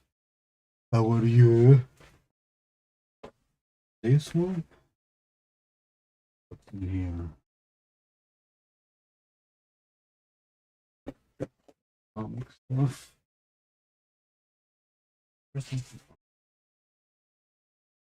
Oh yeah, this one. This is one of my favorite ones. I don't know what to do with it. I'm trying to sell it for 1,500 because it was used. The T-shirt. Some have dubbed it Blue Eyes White Dragon. It's supposed to be done for Dahlia murder.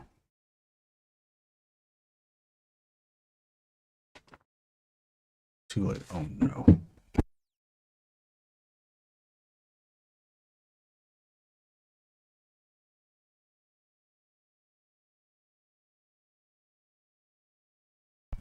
When did I draw what?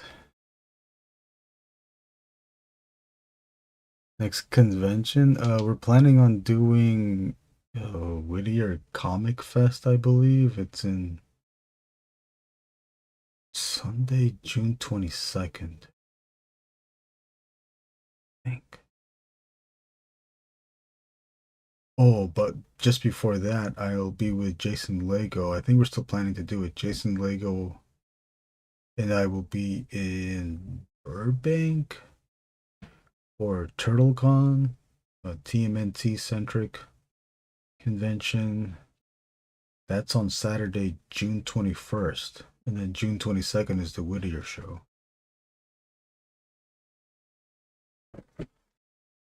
Uh, I gotta add these. Still have these. Hold on. I'm gonna be on mute for a bit.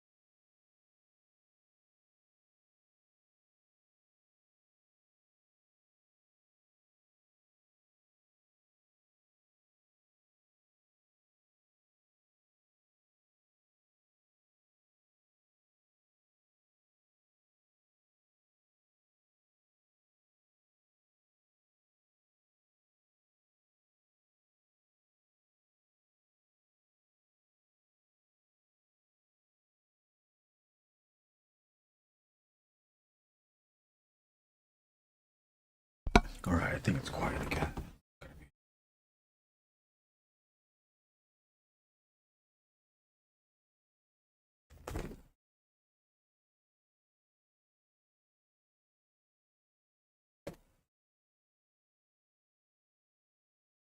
This was a comic for Andrew McLean and Alexis Zeret called Death Fight Forever.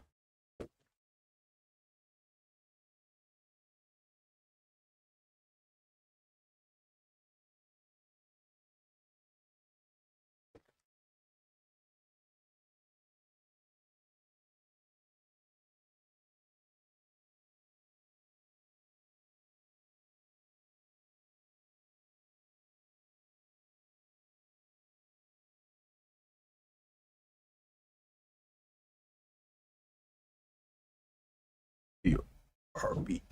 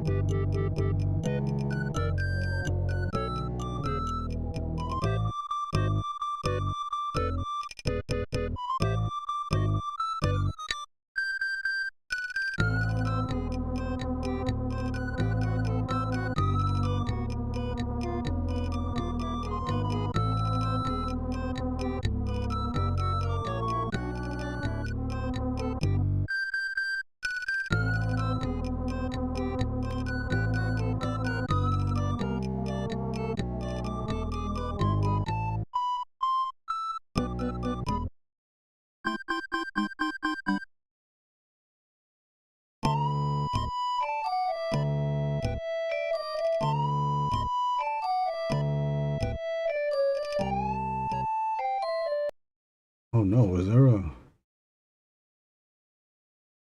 echo?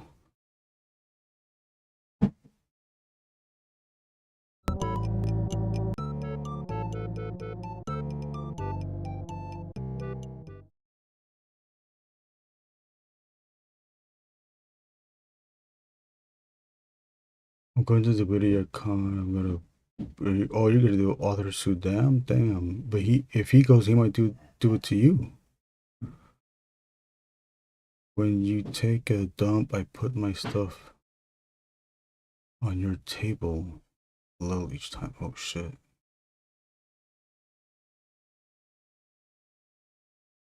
Do you usually sell originals at shows? I try to. No prints. I have prints. I can't get to it now. It's all boxed up.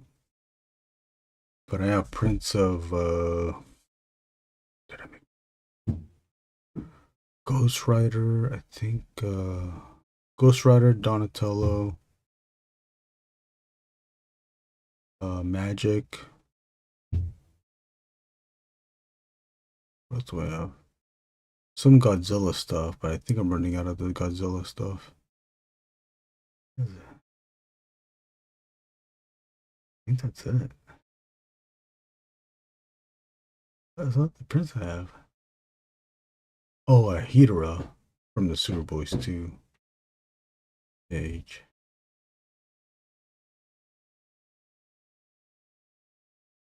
Oh, what am I doing?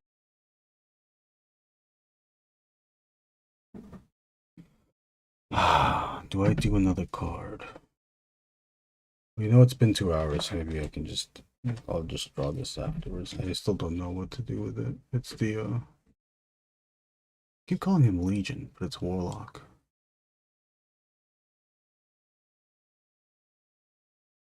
Bob got another card done. Yeah, there's a commotion happening.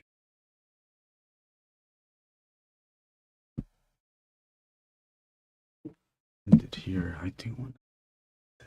Just a bit. Just a bit.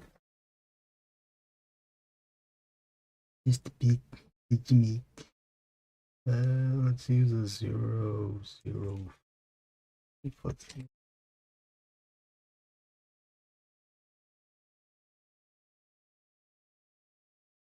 Lots of teeth. You know what? Yes, there was a lot of teeth.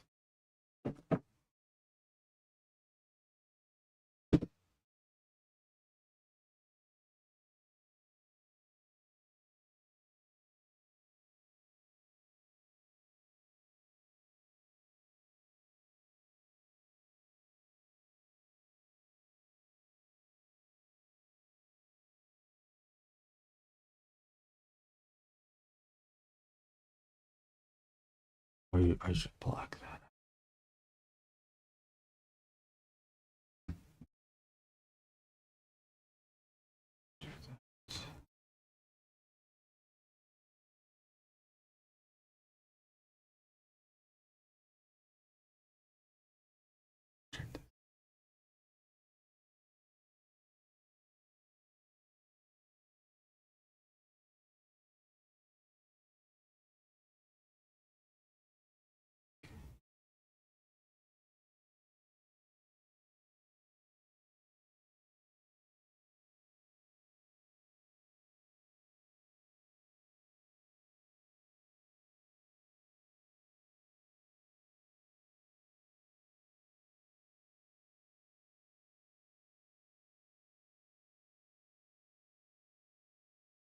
Are you gonna be there tomorrow night? I don't know. If I can get a ride, yeah.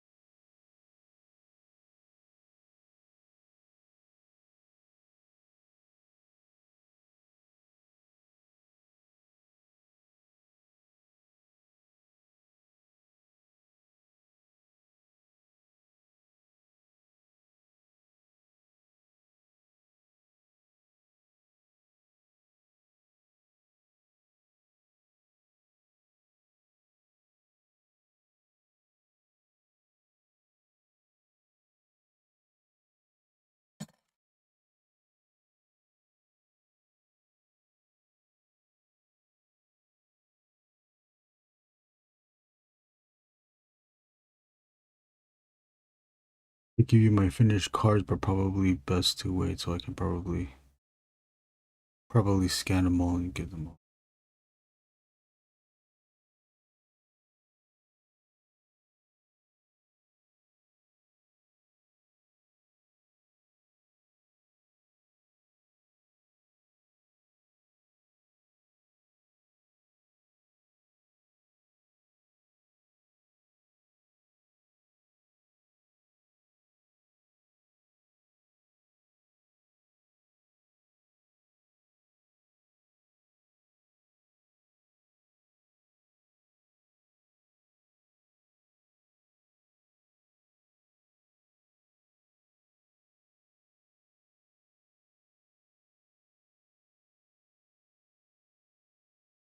Can't black out anything here though.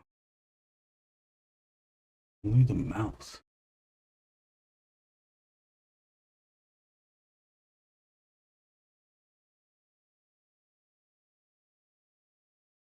Can't do that. Let's add more to this. Yeah.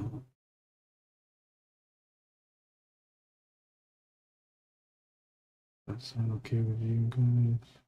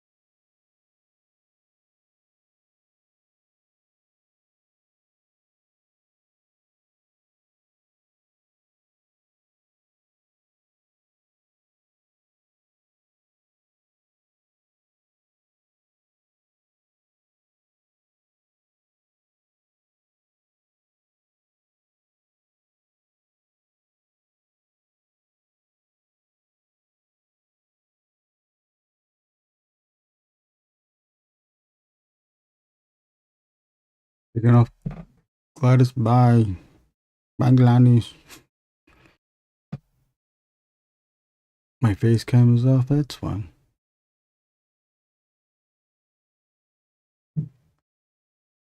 I'd pick you up, but you know how I roll. Then why'd you even say it? How many sketches wound up pledged? I left the number in the group chat. It was 60 cards. As of now, there are still the add-ons for the cards are still available, but the early birds, it was 54 cards early bird. 6 cards were add-ons.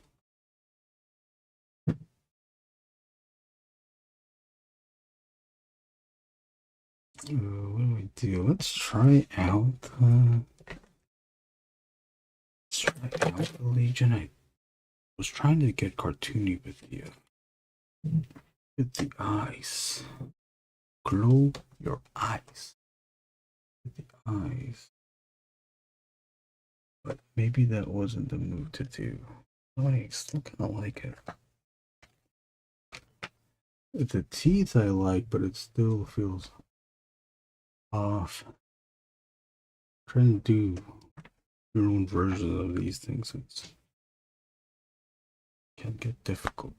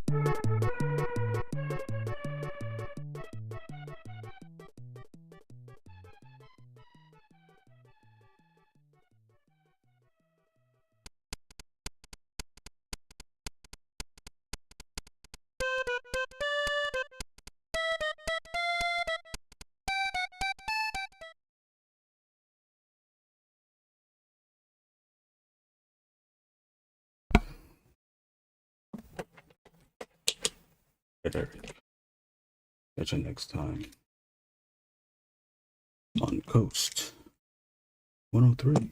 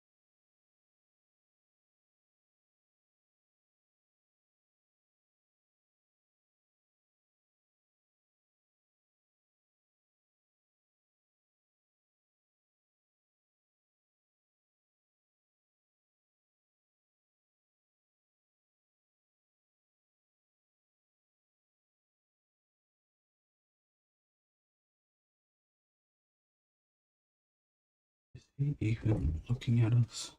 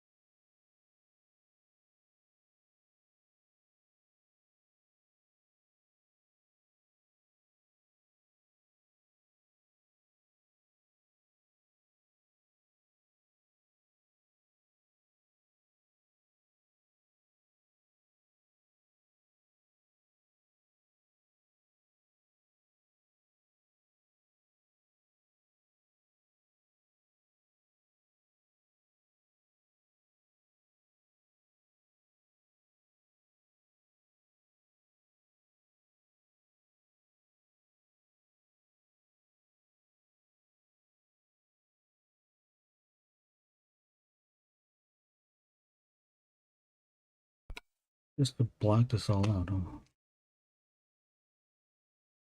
Right? Oh,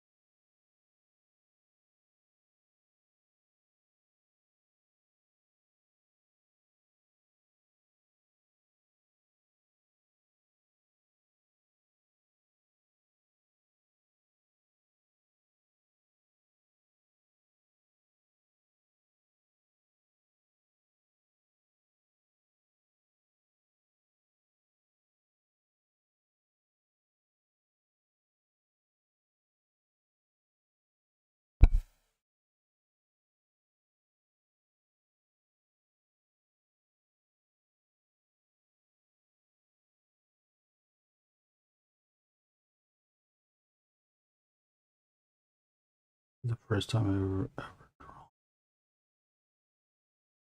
The first time I ever drawn this guy.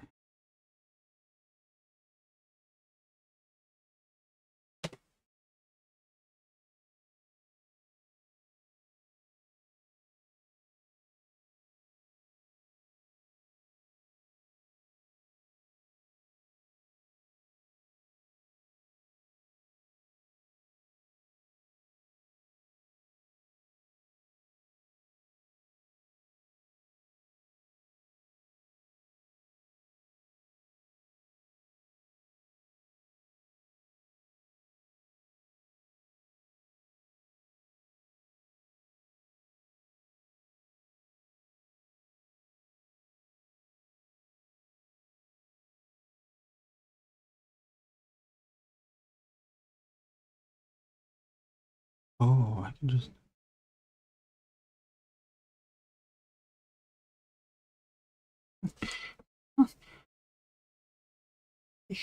I forgot to sign my name here. Where did I do it? I'll make room here.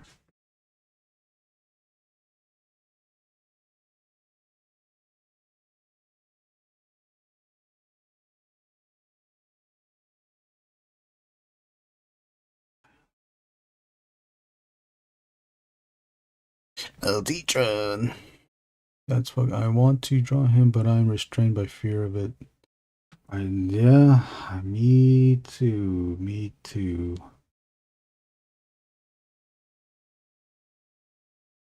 I think once, like, knowing that. Oh no, am I off? Seeing this, I think that doing this line under the eye, or this section under the eye, that sealed it. The thing that I was scared with this one drawing was I wanted to not do the standard formation of the teeth, but still make it look like teeth, hoping that the eye shape and the overall black shape of the head would help signify that these formations are indeed teeth. Altitron, what's up? Oh, I don't. I mean, it is a variation of it. Am I happy with it? I'm okay with it. I'm still trying to find what else can I do. Oh no, is this running out?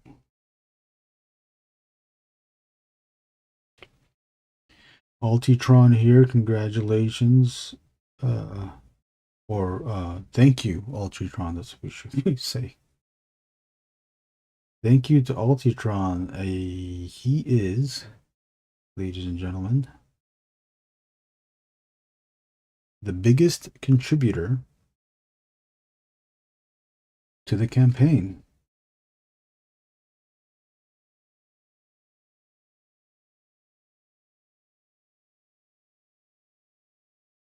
He backed the most. He's getting the most books. Altitron, Philip mentioned that he did send you a message. And yet, even after he sent you that message, then you ordered more books. You're crazy. Altitron, do you have a store? Is that what it is? Do you have a store or something? Apocalypse is fire. Fire. Thank you. Watching Sienkiewicz blowing up as a kid younger than Yosef was crazy.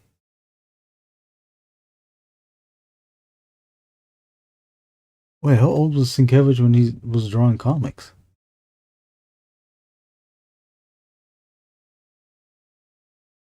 You don't? What are you going to do with all those books? Burn them?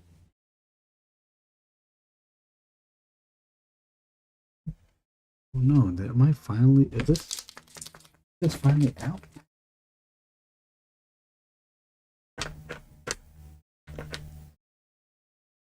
But there's still. Look at life here.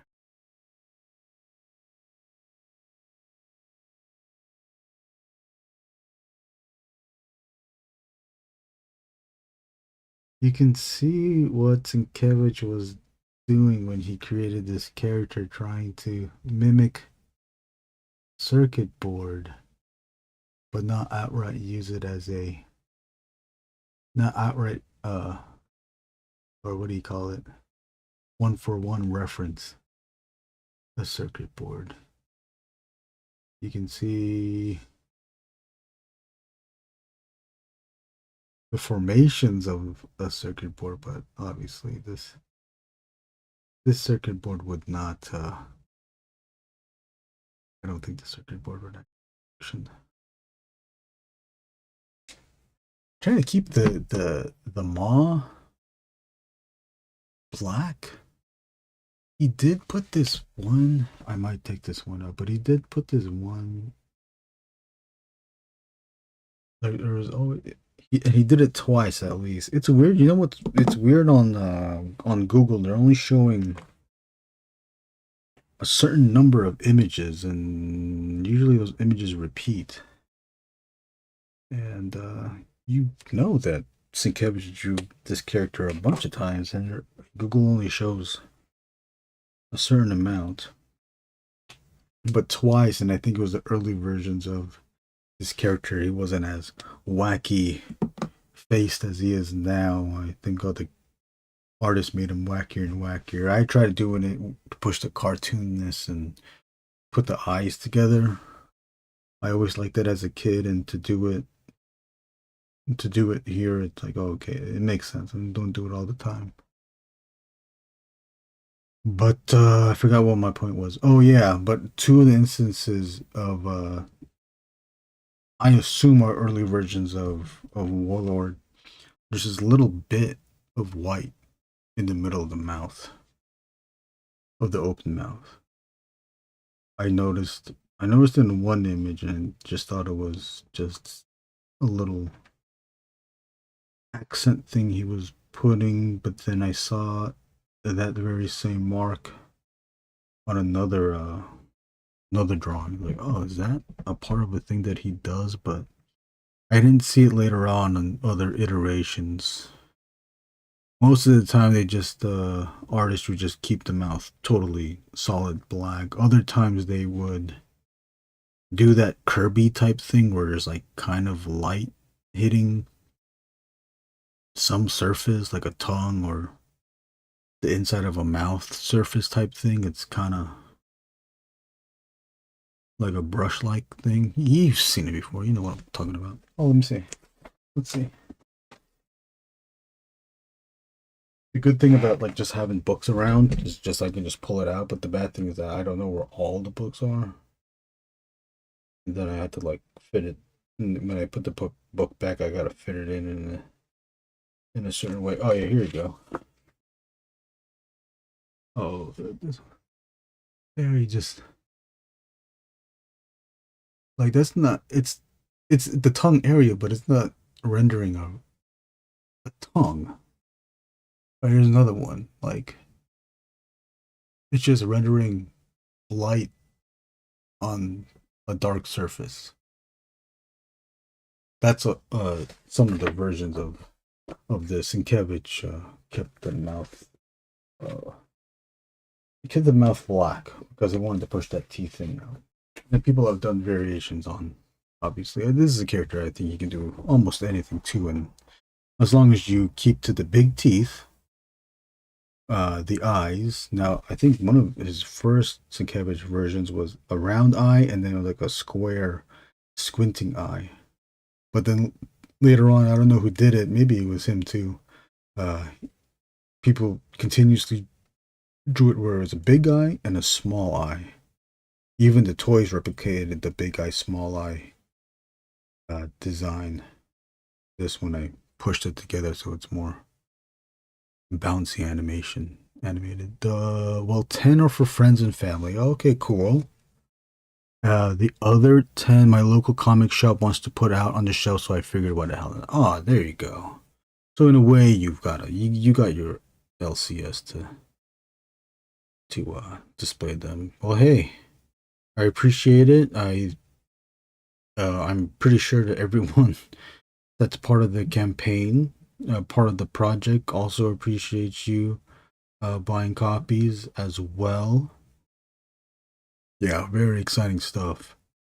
Glad to have it. You gotta remind me where you are, but glad to have it where you are. It's nice to know that these books that we do don't all stay here in Long Beach. And I guess it's obvious since our participants aren't all here locally. Philip's in New Mexico, JG's up in up north. You know, maybe I shouldn't say where people are from. Uh, Neil is above. I'm looking at the map. Neil is above Philip. Who do we have? We got someone from. Oh, you know, I can say the places that these people are from. Just don't say who it is, okay? So we got Colorado. We got New Mexico. Uh, Jersey, Washington. Who else is out here? Georgia.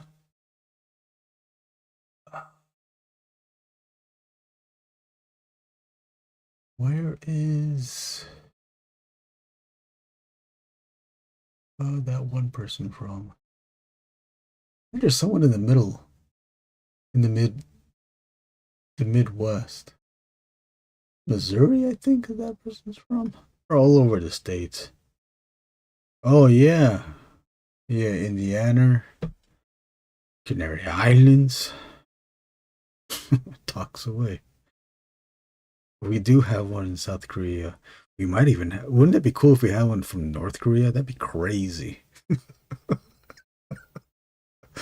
Let's just say that they're from North Korea. Like what? Australia, Australian for beer. Australia, Australian for beer.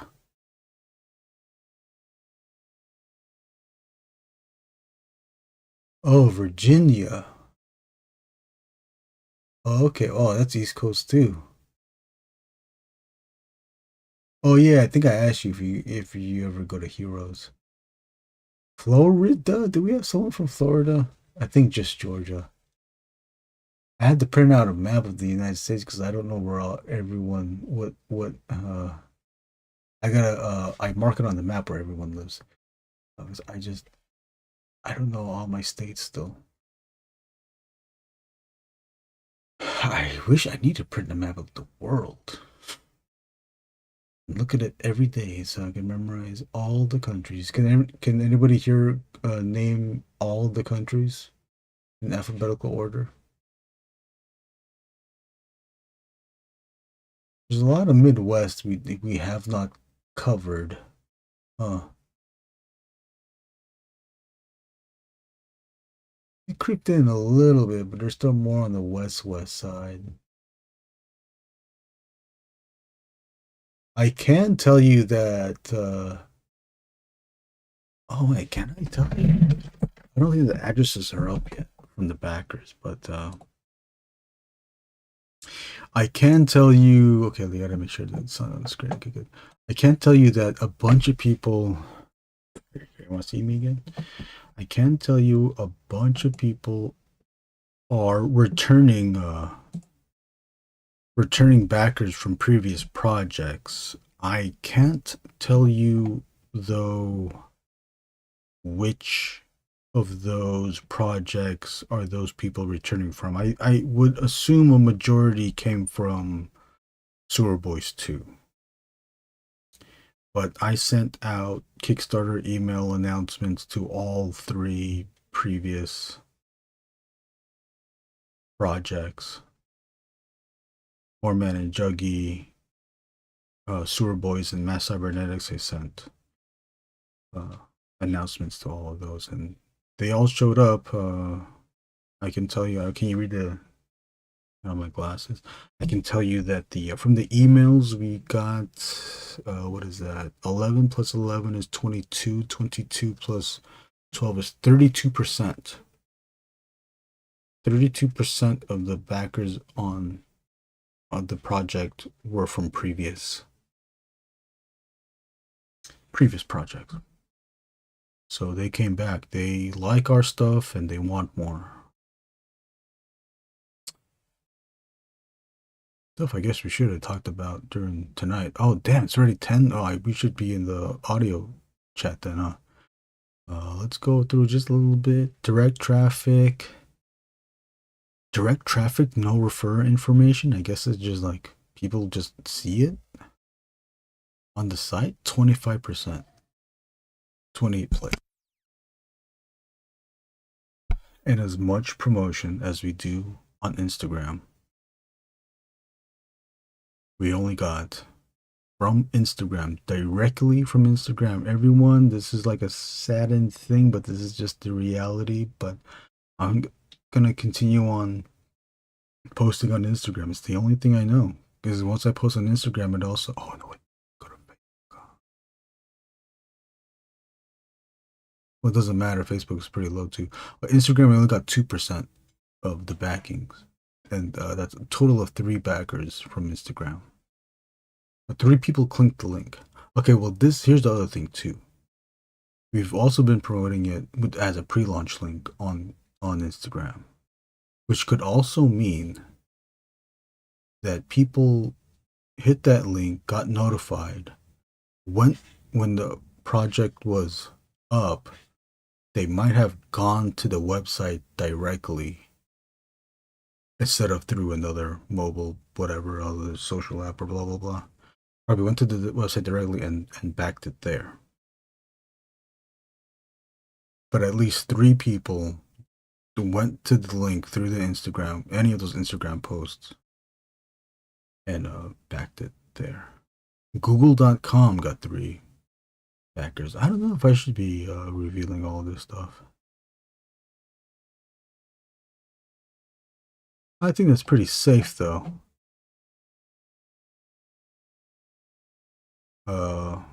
We can say this is on the front page. We have 93 backers, 28 days still to go, 28 days later, 140%. And let's compare it to the previous campaigns. I can do that for you. Just give me 5 more seconds. 3, 2, 1. Hornman and Juggy was 316% funded, which is true technically, but I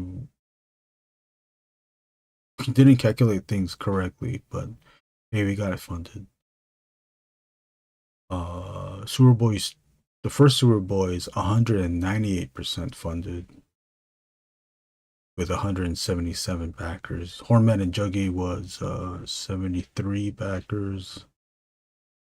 I have it here on the page. I can say it here. Vial number 1 at 244%. We kept that thing low too. That's why it doubled. 244% with 96 backers. Mass Cybernetics 142% with 99 backers. Damn, we just needed one more backer to get that even 100. But quickly rising up quickly, Sewer Boys 2 140% already, with already 93 backers, compared to Sewer Boys, the first one, 198%, 177 backers. So we're just past halfway of backers. And wait, are we halfway? I don't know what it is. 198% versus 140% with a whole month to go, and that really does say something. Very excited. Isn't that exciting? I don't sound excited, but I am excited. How to promote? I don't know where else to promote. You know, were you the one that brought up the Reddit thing? I don't know. God, Reddit is such I'm still new to Reddit, and from all just each Reddit group, or I don't even know what do you call it, channel. Each Reddit group has their own specific rules. Oh, you did? Oh, yeah, as a joke. Yeah, man, the Reddit has like so different Reddits have different rules, and I'm a part of a few of them. I don't really post there all the time. I only did it once when I was like, okay, let me go make an effort, and then that only just lasted like a week and a half. Where they have like so many rules, and all the rules are different, and even like the way you have to post your things is always different. Even if like if you there's rules saying that even if you drew it, you have to credit yourself. And then I do understand. I have seen that people using that. I guess that trick saying like, "Hey, check out this is crazy Kickstarter. What the heck?" As a way to not promote your own projects, just as a way to like, "Hey, look at this weird thing. This I'm promoting this book illegally." What's up, Dallas? And then, but in lieu of Reddit, I have been posting not only with Instagram to Facebook posts, but I have posted onto Facebook groups. CKRS. I saw Bob post to Pulp Fiction. Thank you, Bob. Um, who else? Rick Lopez has a group on there too. I posted there as well. Chris Piers, I posted there. There's a few indie comics Facebook groups that I also posted, and the way for me to not look at the rules if it was okay to promote on those independent comics Facebook groups was that I would scroll down just a bit and see if anybody else posted their Kickstarter campaigns, and if I saw a Kickstarter link and how I knew I was good to go on posting our project. And most of the time it worked out where I didn't have to scroll at all because there was someone else that was also posting their Kickstarter, and they did it fairly recent because I would always see the same Kickstarter link, and I saw the same image, which was their Kickstarter image for their campaign. So once I saw that, I immediately just copy pasted from previous. Discord, I obviously posted on ours, but I posted I think at least two. Yeah, I posted to two other Discords. I don't think the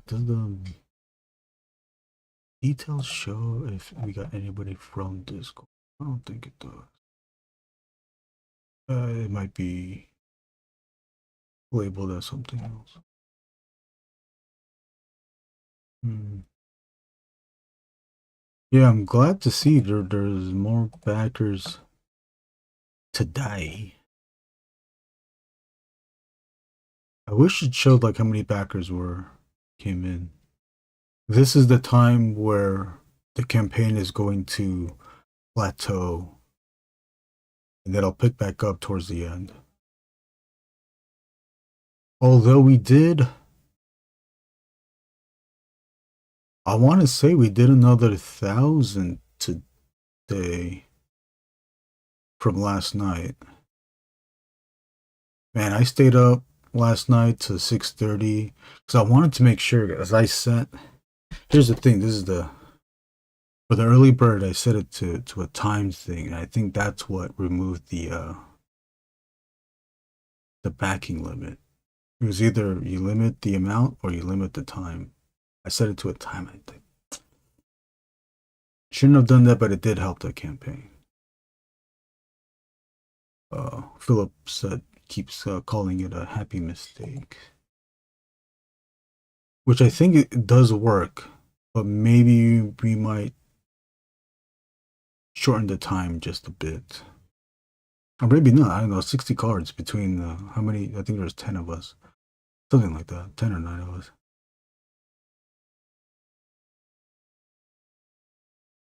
Yeah, maybe we can get to all of this. in the chat. I updated the trading card image again to include Eric Rivera's 3 cards that he did at that time, and then I also today, before the stream, I updated it with Bob's Blob. Nothing stops the Blob.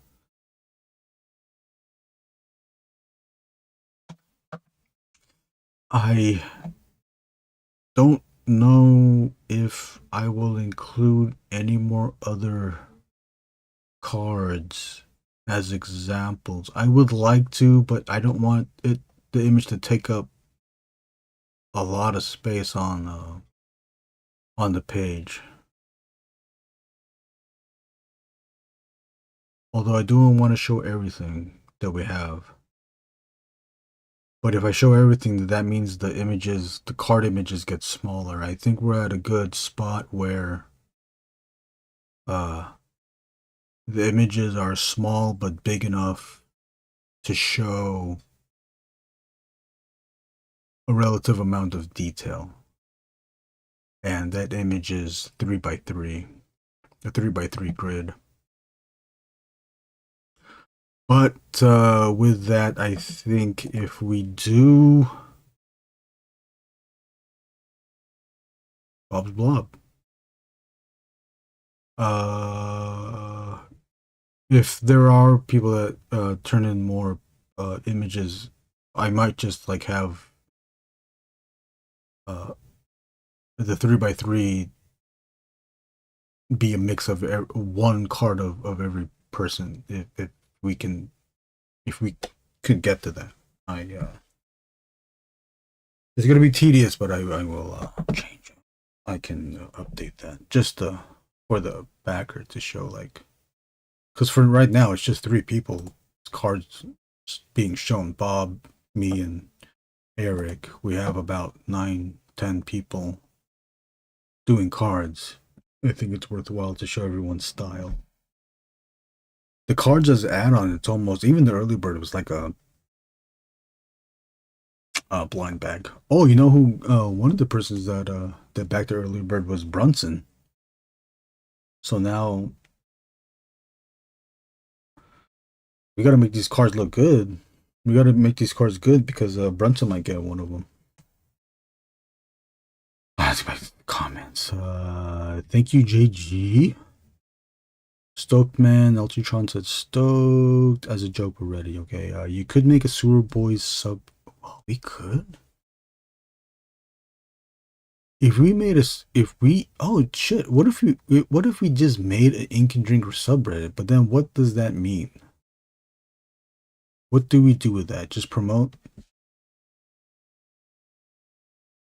Is that just our? Does that just mean that that's just our spot in Reddit for us to use? And if it is, and it's just there to, oh no, see, now I even lost. What the hell did we do with them? Oh. Hold on, I'll be back.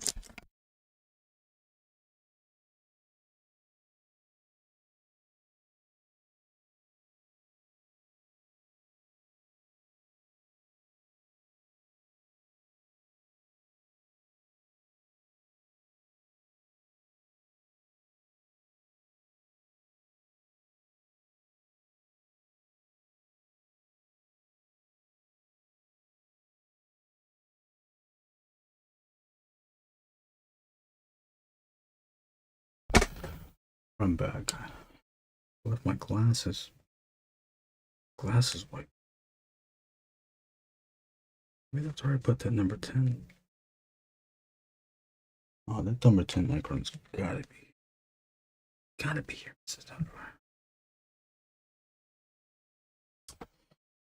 Just promote events and books. Oh, okay. Just there for, okay, we're subreddit for promotion stuff. But who's gonna go to it though? But who goes to it? I don't know subreddit. I need all the help I can get. I feel good about my cards. You know, it took several to start building confidence. It did? The cards look great. The cards look great. Let me tell. Okay, we gotta pump up Bob's ego. Which one is my favorite? I would have to say, obviously I like all of them, Bob, but I think the Brood might be my favorite because I like monsters. I like monsters, I like creatures, I like things that are ugly. Ugly monsters, those are always cool. They look cool and they're fun to draw. You know what you don't do? You posted Wind Rider? Oh, okay. Oh, you did? Okay, I'll have to check that out. See, but look at if Bob, I don't know if you're looking at the image now, the preview image. If I fit 4 in there, I think the 4 cards might be too small. But then that also means that you, because those are your images, you obviously can post it up on socials as a way to promote. Oh, you know what, Bob? You can also post it on the 2D art too, so everyone gets to see it.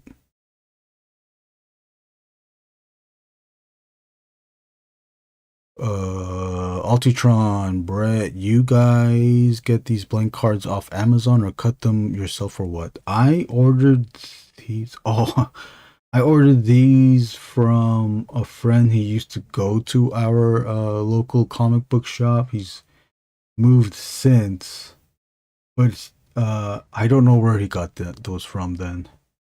But I sent him the designs, the graphics with the name on the bottom.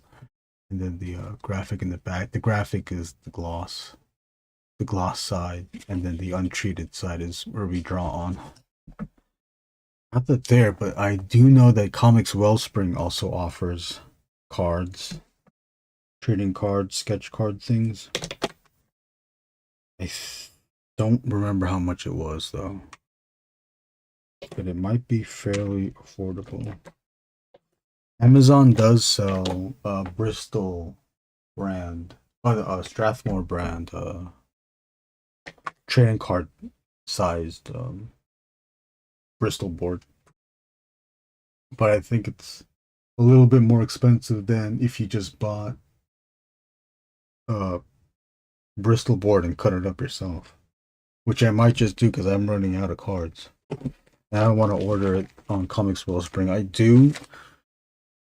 I like, it's fun to draw on these things, but these cards in particular, these ones are not Bristol board sheets.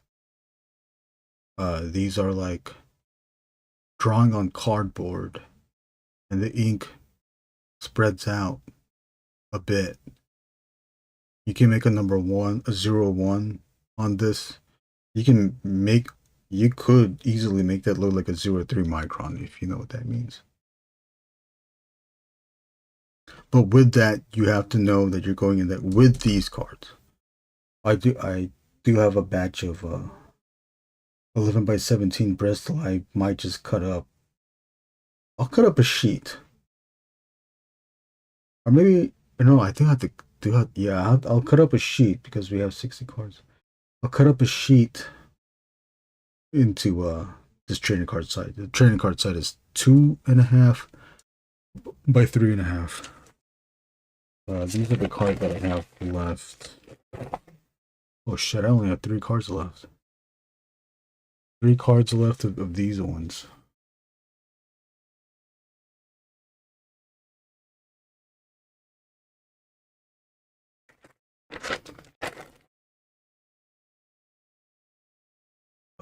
Post Wind Rider. I designed mine, laid out on 11 by 17, print on Bristol on my own printer, cut them up. Okay, cool. But Bob, how do you align the back?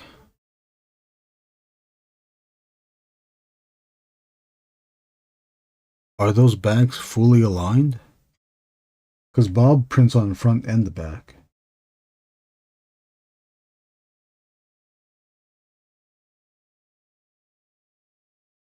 I'm too scared to do that.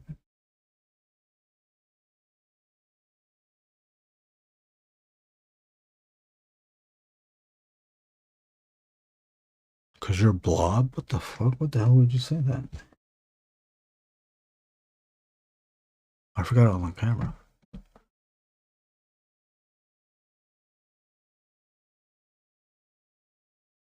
Oh, also the first backer bot. It's not perfect, but I give it enough room. Oh, okay. So do you? Oh man, now I forgot what your back looks like. So if I were to do it, the way I would do the back, the way I would do the back is what? The way I would do the back is have an overall color. I would do right now, just me thinking, and I forgot what your backing looks like. I would do an overall color that bleeds into each other. So there's no white border at all if I cut the cards up. It's all one solid color on the back. And then in the middle, that won't touch any border. In the middle is an avatar, a profile pic, an image, an icon, something, and then my name pushed inside a margin boundary thing so that I know that will never get cropped out if we cut it. And I think that's the way that I would approach it. Although, yeah, but then you would have to still build have a full bleed, right? So it doesn't, so there's no white. Or what if I did it like really bare? No color in the background on the backing, just black or whatever color of a small insert profile pic image thing, and then my name on the bottom. At a section where it totally will not get cut. I don't know how to do the trim mark things though, the cut mark things. So what do? I think I just eyeball it when I cut it. Eat up your ink. No, I don't want to do that. I'll just keep it black. Or how about no backing? How about no design at all? I'm just gonna do a design. I want to do it, but I don't want to do it. I don't want to figure it out. I give it more wiggle room on the back to be more specific. Yeah, that's what I figured. Eat up your ink. I don't want to. I'm just gonna do blanks. This is fun though, having your name on it and then having your image in the back. Oh, you know what? Fun fact, I drew this drawing was a very long. Oh, look how it's very the same thing. This is black with this is black, but a lot of this, if not all of it, I drew the black and I filled in the black. The white of this drawing was not drawn. Or I didn't draw it with a whiteout pen or anything like that. But I drew this a long time ago, at least 2015. This drawing's so old that I don't think if they're still here anymore, but that Zemaj Silent Z that I was watching earlier in the stream, Bob. James, Samaj backwards for James. He drew this character in a ToyPizza comic. I think as a wanted ad, either as a wanted ad or he drew this character going up against one of the Knights of the Slice toy characters.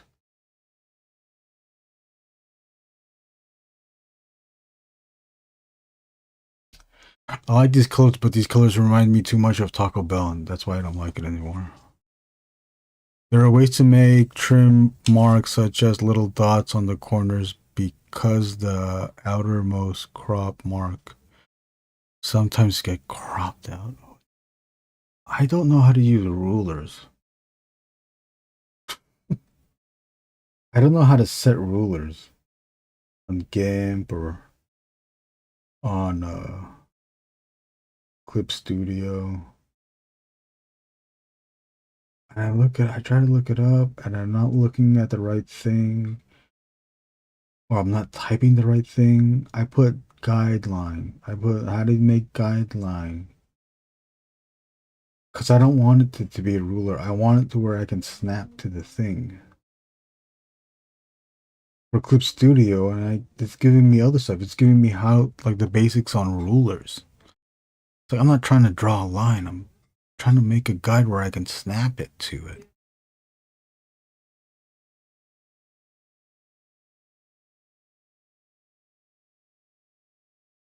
It feels so dumb for not knowing how to do it. Maybe I gotta look it up, because I've been looking it up with Clip Studio in mind. I think I gotta look it up with, go back to GIMP and use that. Because sometimes I still use GIMP for these thumbnails for YouTube. Am I talking too much? I think I'm talking too much. Adobe Illustrator is the way. Yeah, I'm poor. I don't have money for that. That's why I only use Clip,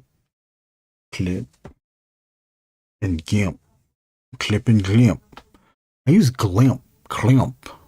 If you come up with a design, I'll lay out a print file. Nah, it's okay. You don't have to do that. You've done too much.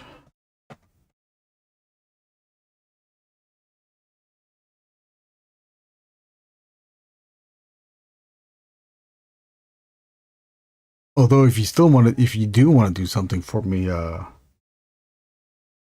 might be a subtitle that I'd like for you to design, but you got to give me a rate.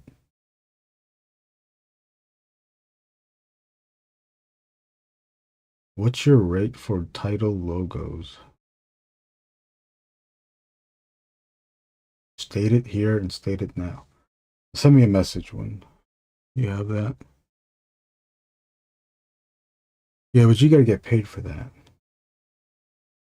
I'd rather you get paid. Not for the Super Boys 2, that's for free, okay?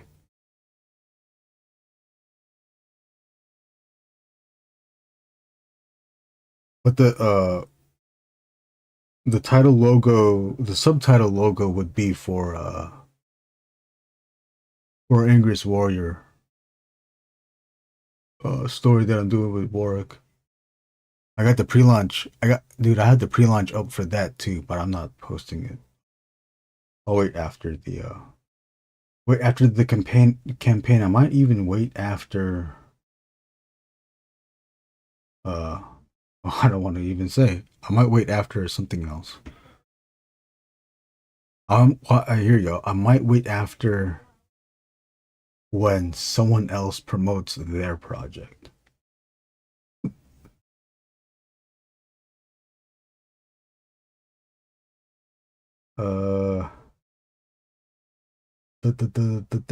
What else? Oh, also, man, I'm gonna hate it so much, but I would love, or no, I would hate to hear your critique, Bob, on the current Angriest Warrior title logo.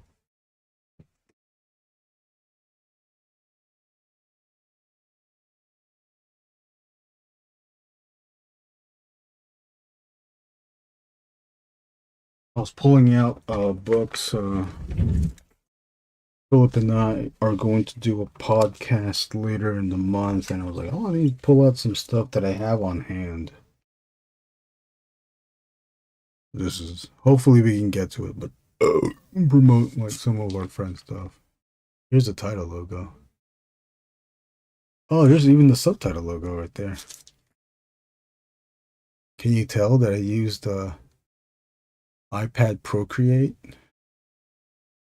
I don't have any kids, but I use Procreate. With a blend, I think, although that color blend was on GIMP. the stroke, this just the text was Procreate. The stroking, the color blend, that was GIMP. I mean, I think it's sufficient, right? It's bright. The text is brash. This is weak. I can admit that. The dead ends is weak. But it's white. It's white against black. You can read it. Can you read it from a distance? Probably not, but you can read it when you're a few feet away from the shelving.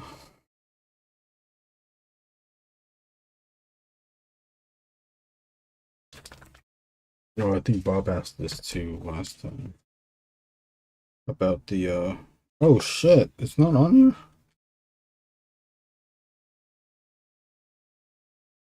I thought it was on here. Oh, it's not on Angriest Warrior. It's on fine. Vile has the branding of the comic book. This one, I almost was. Obviously, it's not supposed to be legible. It's referencing the metal band logos, which is now passe. But obviously, had the foresight to include in plain text the title and the numbering, followed along by the credits. But at the bottom, you can see Collision Comics 2023.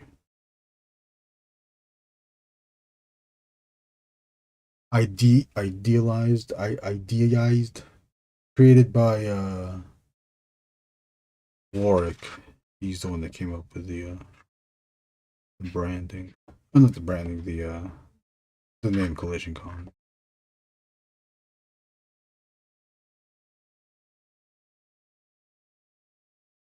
Oh, look at this. Look at this lie. Angriest Warrior, Crooked Crucible coming soon. 2025. This book came out in 2023. And I'm barely making it to the middle of the first issue of Angriest Warrior, Crooked Crucible. I only want to pay when someone is making money on it. If I love the project, I just do it if it will help build the project. Oh, really?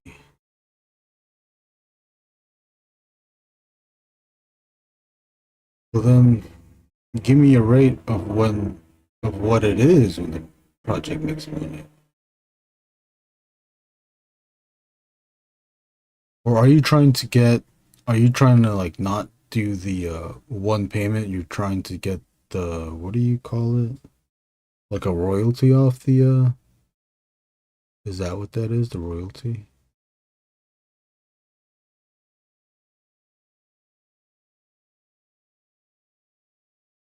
Cause that is weird. Like I don't know how to even approach that. Cause right, yeah, if you use a logo, that's a thing. Oh no. Okay, yeah, I guess we'll talk. Yeah, there's some inside baseballs. Inside baseball, but I'm more of a basketball. Do do do do do do do do do do. All right, we're just talking bullshit now. Here's all three cards. Let's show all three cards on screen together for the first time. Shout out again to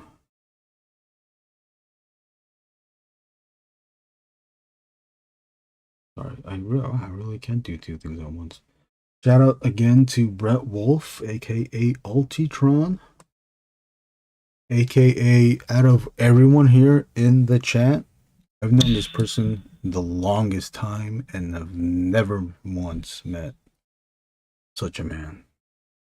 Brett Wolf, Altitron. I knew him from in the 2000s,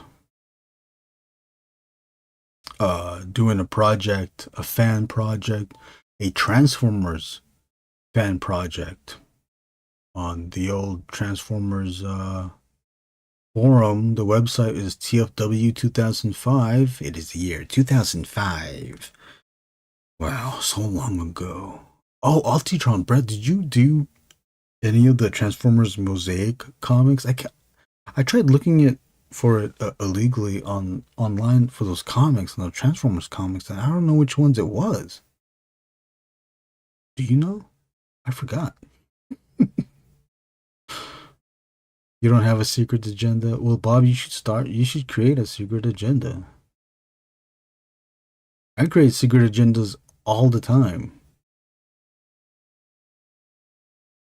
Like the show that we'll be doing later in the month. I've never been on that show. I watched that show. I've never been on there, but if I could at least talk to those people. I think the show's for an hour or 2 hours, but if I could talk to those people just for a bit, just enough that they remember me, then those people will remember me. Right? Friend of the show, friend of Ink and Drink, one of the backers is Ryan Balcom, who's his name is Comic Lounge on YouTube. He backed Sewer Boys 2. No, without reaching out to him, it's just all I would going to assume all Instagram posting, but he backed it as well. I didn't reach out to him to do a show because he hasn't been doing his show for a very long time. So it's like, you know what, don't bother. And I think that's the way he wants it, which is totally cool. He backed it, so that's the ultimate result that we want, right? What else? I never got into them from the way back, actually. I was given a script for a mosaic to draw, but I had to go on deployment. I think, oh, you were in military. Yeah.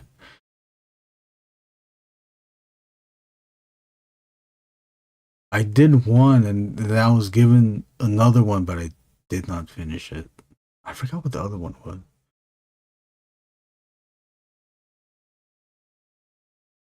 Oh, you didn't get into the mosaic stuff. Okay. That's what you meant. Yeah, the mosaic, that's like the very first thing that was ever published of any comic book work. Oh, should I always do this?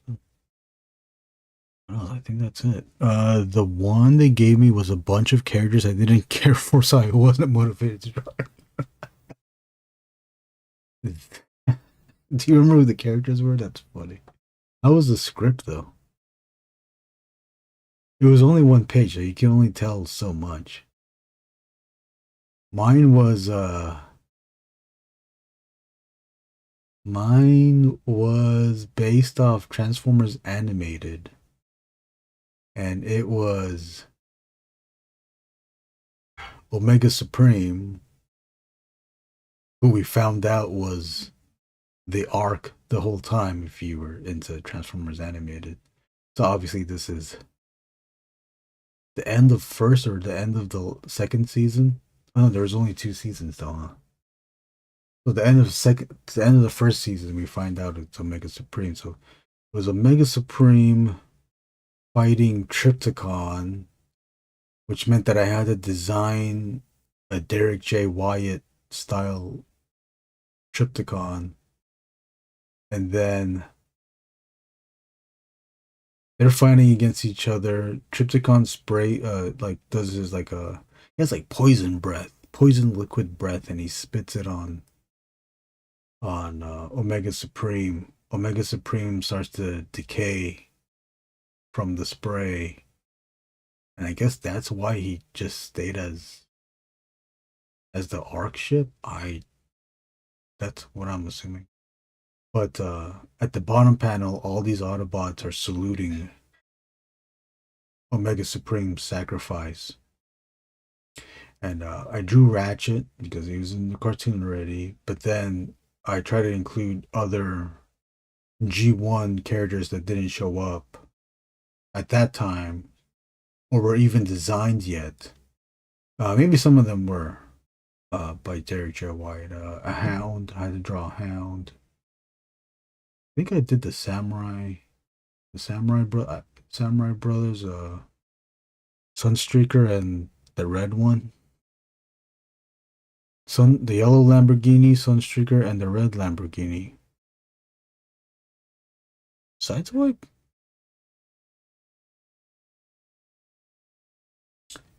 Oh man, a couple. Yeah, Sideswipe. A couple of no names I don't even remember. No one interesting. Dang. What a.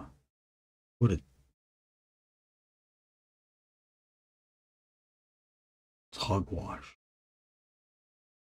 Hogwash is that? Oh, was it hog? Do you have to draw hogwash? Hey, Bram, it's me, hogwash. Did you did you ever do you remember or did you even participate in I believe the comic company at that time, whoever was putting out the Transformers comics, it wasn't Dreamwave, wasn't it somebody else? Not Dreamwave, IDW, maybe it was already IDW. Or somebody else, I forgot now, god dang it. They had an art contest on TFW to do cover work, and everyone would judge, and there'd be one winner, and they got to do the cover to some Transformers comic, and they gave the first. There was different rounds too. I was put in the round where I had to draw. I forgot what Autobot it was, but I also had to draw a bad guy, Decepticon, monster robot. I think his name is Repugnus. He's kind of like a lizard, a reptile, insect looking thing. And they had to be on a planet, on a small planet. It's like an abstract, surreal type image where they're grounded onto this small planet, a small ball of a planet. And what the Autobot is scared of Repugnus. I think there was I don't know if there's a space background or there was a big head of someone. And try to do my best, but even when I finished it, I didn't think it was that great. It was too late. I felt it was too late for me to start all over again. And even still, that was the best I could come up with. I couldn't think of anything better. And I got second place. I'm like, damn.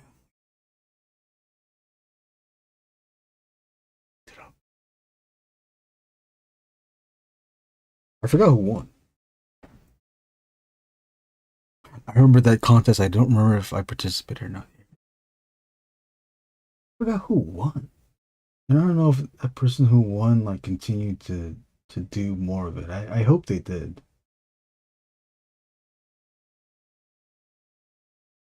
Man, that's the old days. Or you know who else was in here too, Ultron? I think the last stream from last week, I think it was All Hail Megatron after oh, Casey Collier is the guy that won? Wow. I knew it had to be someone that kept doing stuff. Yeah, he's good though. He was good. Well deserved. He's the Megatron reflector recreating Joker. Oh, that's so smart. Yes, I remember that. But that wasn't for the contest, right? That was just the. Oh, that was the one that he got to do. That was his first one. Is that what that is? Yeah, he was good. I guess he's still good. I don't know if I follow him on. I don't know if I follow him on Instagram. I follow Marcelo Matera. I think there's another guy too. Oh, maybe it is Casey Collier. Follow Don Figueroa, but he stopped posting again. I thought he was the best Transformers artist. I don't think anyone from IDW days is involved with Skype. No, I don't think so either. I don't think so either. Although I think they got some of them to do covers for the Transformers thing. Some of them did, not a lot of them, but some of them did. I don't know if it's Marcelo got a cover or oh, is Casey Collier the CWC artist on Instagram? You gotta go look that up there. Damn, it's already 11. It's 11 here in California, coming in at a cool, not breezy, just a cool 60 degrees.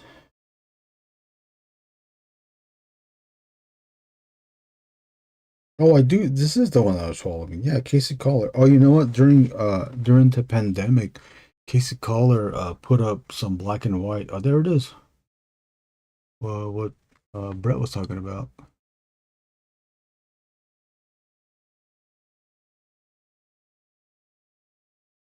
But Casey here, he put out a few images of his line art for people to color during the pandemic. Remember when artists were doing that, uploading their black and white art so that people could color them. And I don't know if I still have it on here. Let me see. It's an old drawing. This is a. I got this iPad. You want to hear the story about the iPad? I got this iPad from as a gift from Ink and Drink, no, as a gift blah, blah, from Supply and Demand. It was the end of the first year, maybe the end of the second year. No, I had to be in the first or something. It was. We've been there for some time at Supply and Demand. Then we got Supply and Demand because of, again, quick story. We got into Supply and Demand because our DJ at the time was Aaron Martin, who just hopefully had his last eye surgery. You can follow him on, I think, both eyes too. You can follow him on Instagram, Woes, Woes. I think you just follow, I think his name, if you just type that in, Woes, you'll find him. He used to be our DJ, big muralist from globally. He did murals everywhere, not just here. A very nice guy too. Another short story with Woes is before we got in close with Woes, he did an event. He had an art gallery in LA on Melrose at Tag Toy Art Gallery when it was still on Melrose years ago in the 2010s. And we were standing in line, but for whatever reason, we ended up. I think we are just like trying to take a little peek into the gallery, so we were near the front door, and Woes came out, and I was with some friends, and we said, "Oh hey, what's up? It's Woes. Hi Woes." And then he said like, "Oh, did you check out the gallery yet?" And we said, "No, we didn't. We just got here." And we were at the front door. He goes like, "Okay, yeah, just say that you're my cousin and to the door guy and he'll get you in." And we said it and we got in. Like that's how cool he was. And we beat the line. And the line was long too. Like that's how cool he was. And we didn't even know the guy. We barely I just met him that time. And then years later, I forgot how he found out about Ink and Drink, but he went to Ink and Drink, he liked it, he said like, hey, he wants to DJ it. And he was just doing it just to do it. And of course we said yeah. And he played it, he DJ'd at a moderate level. No complaints. No complaints. He knew he was for some reason, I don't know how he did it, but he was a full-fledged human being, and he was self-aware of the environment, of where he was at, the space that we were drawing it in. This is before Supply and Demand too. We were at somewhere else. I forgot. I keep forgetting that old place. But he was there. He played music at a moderate level, and he had friends come on and play too. It's like, yeah, for sure, yeah, come and play. To the point, and then where I gotta truncate. I gotta make this short. We made it to Supply and Demand. The Woes wanted to. No, the Supply and Demand reached out to Woes saying like, "Hey, do you want to do an event here?" We haven't been doing Ink and Drink in a while because we were focusing on art shows and our own stuff too. Because a lot of people were like coming up, Roshi, Toledo, all the people that were part of that stuff were slowly coming up, and we couldn't. We had to devote. We couldn't like spend time at Ink and Drink and do a show, so we devoted all our time to those art shows. So we did that, and then Supply and Demand asked Woes like, "Hey, do you want to do a show?" He invited us to come over. So not only did they get their Woes thing, not only did Supply and Demand get a Woes show, they also had us. So now we got to do it every month with Supply and Demand. And then to go along with, and then as we kept going, I guess they just liked us enough. And that's when June was slowly, when we had the Ink and Drink account, I saw the potential that, we could do a bunch of stuff with Ink and Drink. We could start posting everyone's drawings, which I haven't done in a long time, and I need to do that. But we can utilize this social thing as a social account to post flyers and all of that stuff. Not like June wasn't already doing it. Obviously, June was already doing it. But the main thing was using the account to share everyone's drawings, just to be part of the community and to show off everyone that came to show off everyone's drawing that came to each event. I need to do that. Again, I'm just so lazy. Sorry. Must apologize. But Supply and Demand recognized all the work that's been done, and then they gifted an iPad. The very one I'm using that I have here. And I put it off so long. I think I put it off for a month. Like, man, I gotta learn how to use this thing. I don't even know what to do with this thing. I just excited that I could I could bring this with me and watch YouTube, and it's not on the size of a phone. It's the size of a 8x10 iPad screen. Yeah.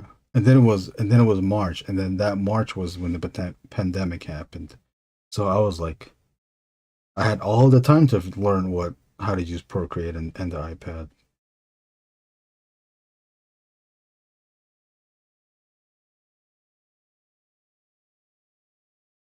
Oh, please be here.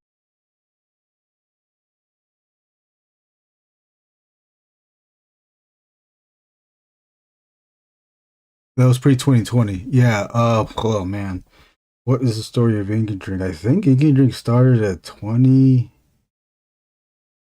Ink and Drink started 2018. Before 2018, I met Roshi in 2015, 2016, possibly 2014. In June, I met 20, either late 2016, 2017. Nathaniel Soyo, I met him 2016, 2017. The Ink and Drink started April 2018. I know that. And then I had a mural to do in San Diego, but I asked the client that, hey, can I go back for like one day to LA or to Long Beach so I could do my event, and I'll come back the next day, finish that mural, which they let me do.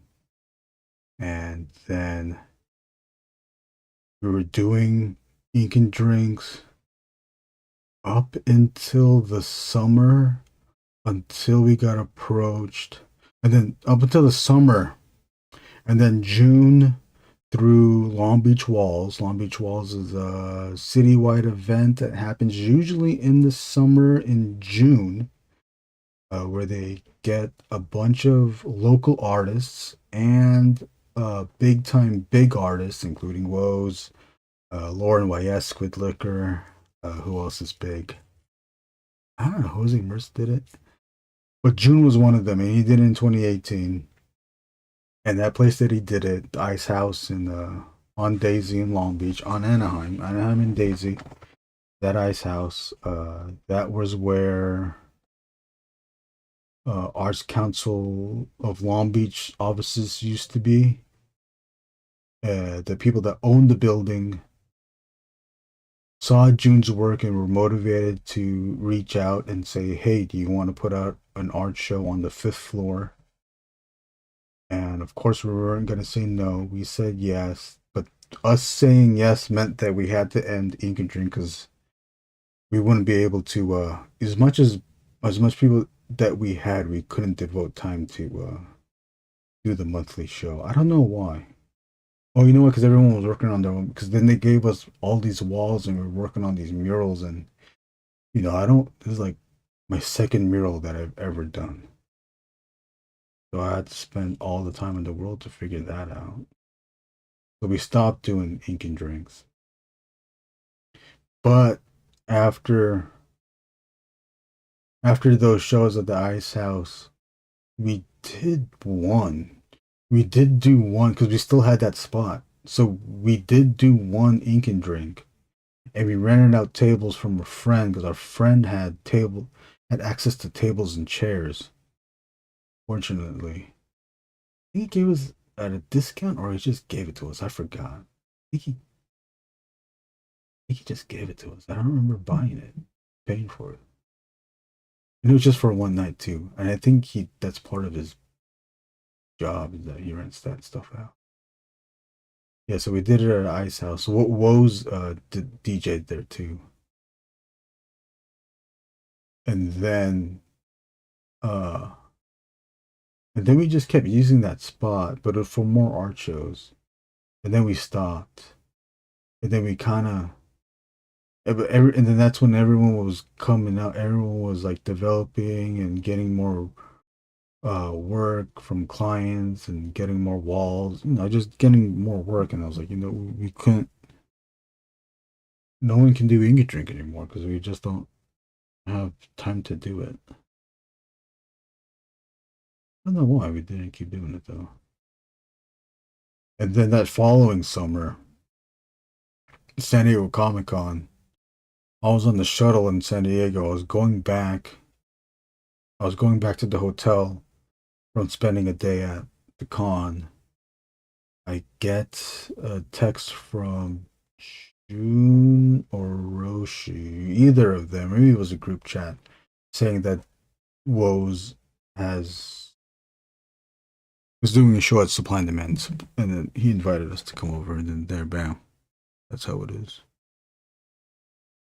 I like the history lesson. I know a lot, but didn't know the Woes chapter. Yeah, that was the Woes chapter. It was all, we really came back because of Woes. We started because of June, and then we stopped because of the art shows, and then Woes brought us back.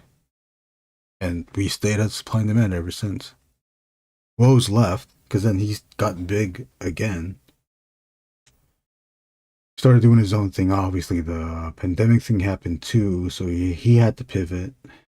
As much as we did, we pivoted towards Discord, right? And that's how we got the Kickstarter, the group projects happening. That was also from the pandemic, but the Discord was because Enkidu Vargas,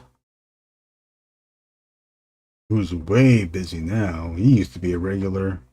At the in-person event, and he was a regular in the early days of Discord. Can you believe there's early days of Discord? There was a Discord before we did group projects. But then again, I was like, secret agenda. We have a Discord now, which I was against. Everything that we do now, I was against most of it. Discord, I didn't see a reason why we needed a Discord. We were getting together on Instagram Live and we were doing just fine. Enkidu said, let's do a Discord. I was like, oh, this is this young kid. He just wants to do a thing. I'm like, why do we need to do this thing? But yeah, I was wrong. We had Discord and we were able to, now that we had that and I saw the potential, like, oh, okay. We can have people outside of California. Philip already was joining the Instagram lives though.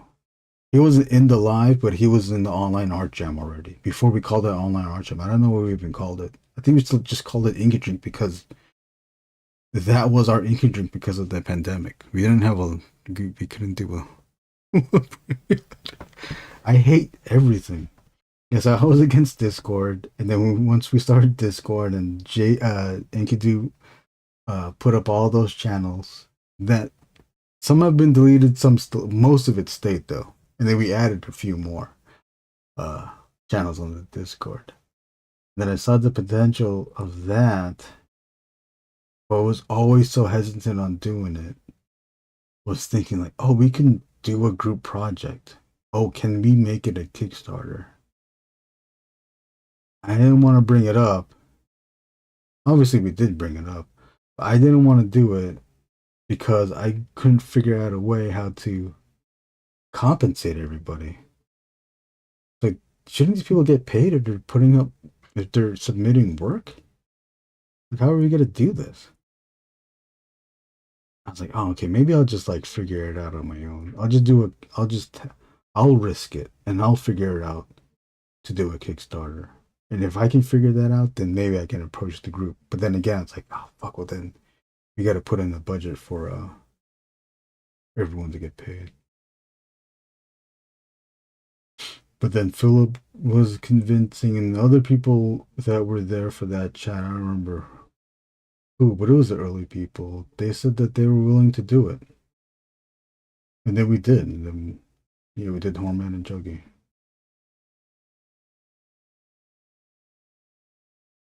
Like, oh, okay, people just want to do it.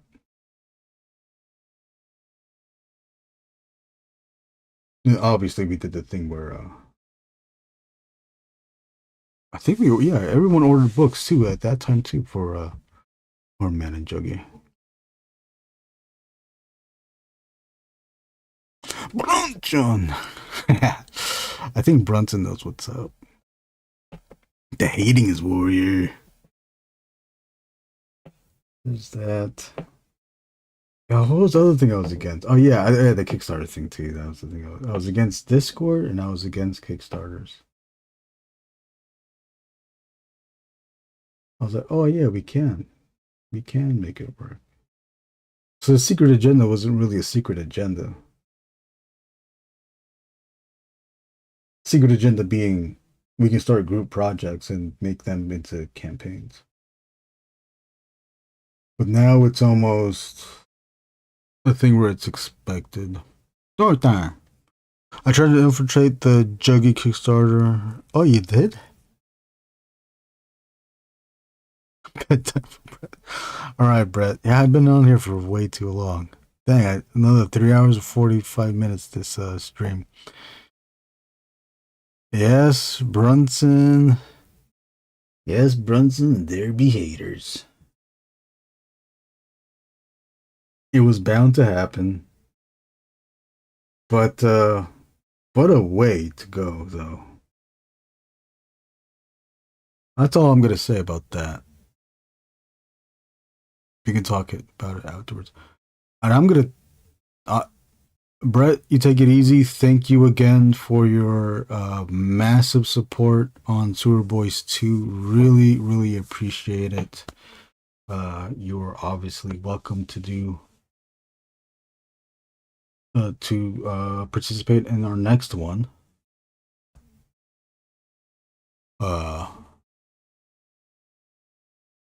You too, Brett. Take it easy. I think I'll end it here too.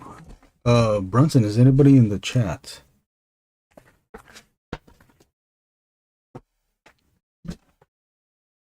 I'll just end it here. There's the cards that I drew. Oh, here's the other card. The Brood.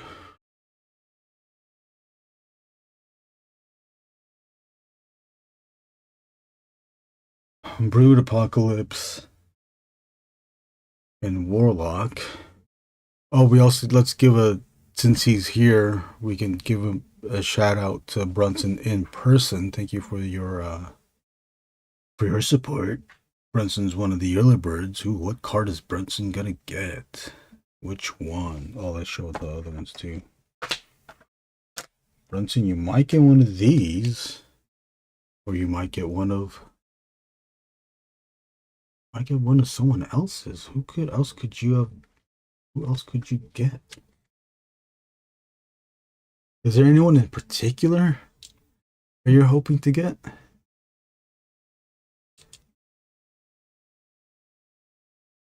I know the tops are blown out. Oh, here, I'll turn the light off. Oh, not blown out. Oh, okay, now that's blown out. And then you can't even see it. Oh, wait.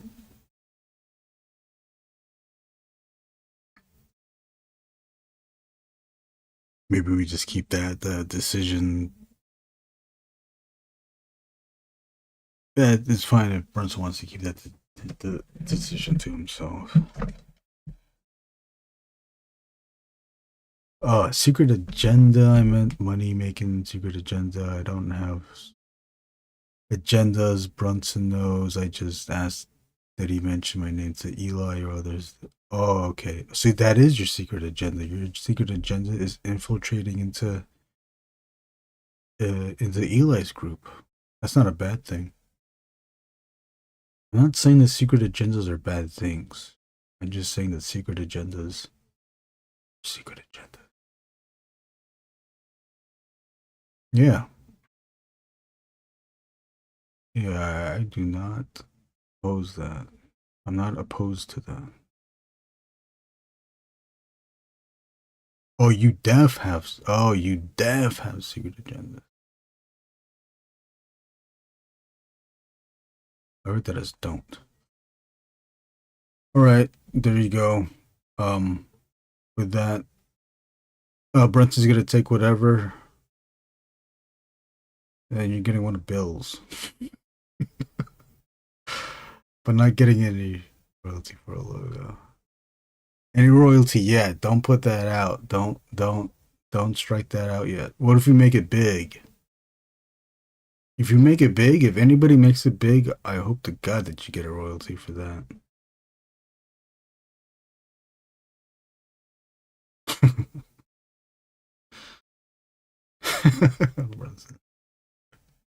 All right, I'm gonna go to the audio chat. Oh, yeah, let me go see if anybody is in the audio. If no one's in the audio chat, I'm gonna stay here. Stupid. Who's in there? Oh, a bunch of people are in there. Oh, okay, I go in there now. Oh, Neil's in there. I wish we could just. Oh, what if we just turn that on though?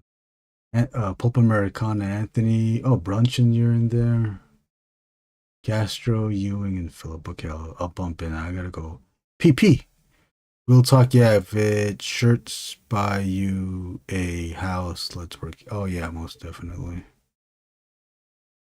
Fix my Angriest Warrior logo. Well, let me know your thoughts on the Angriest Warrior logo, so I can get pissed off. All right, guys, everyone, thank you for watching the trading cards. This has been Hand Cramp Paradise. We'll catch you next time. You won't believe what I just ate. I just ate the biggest one that I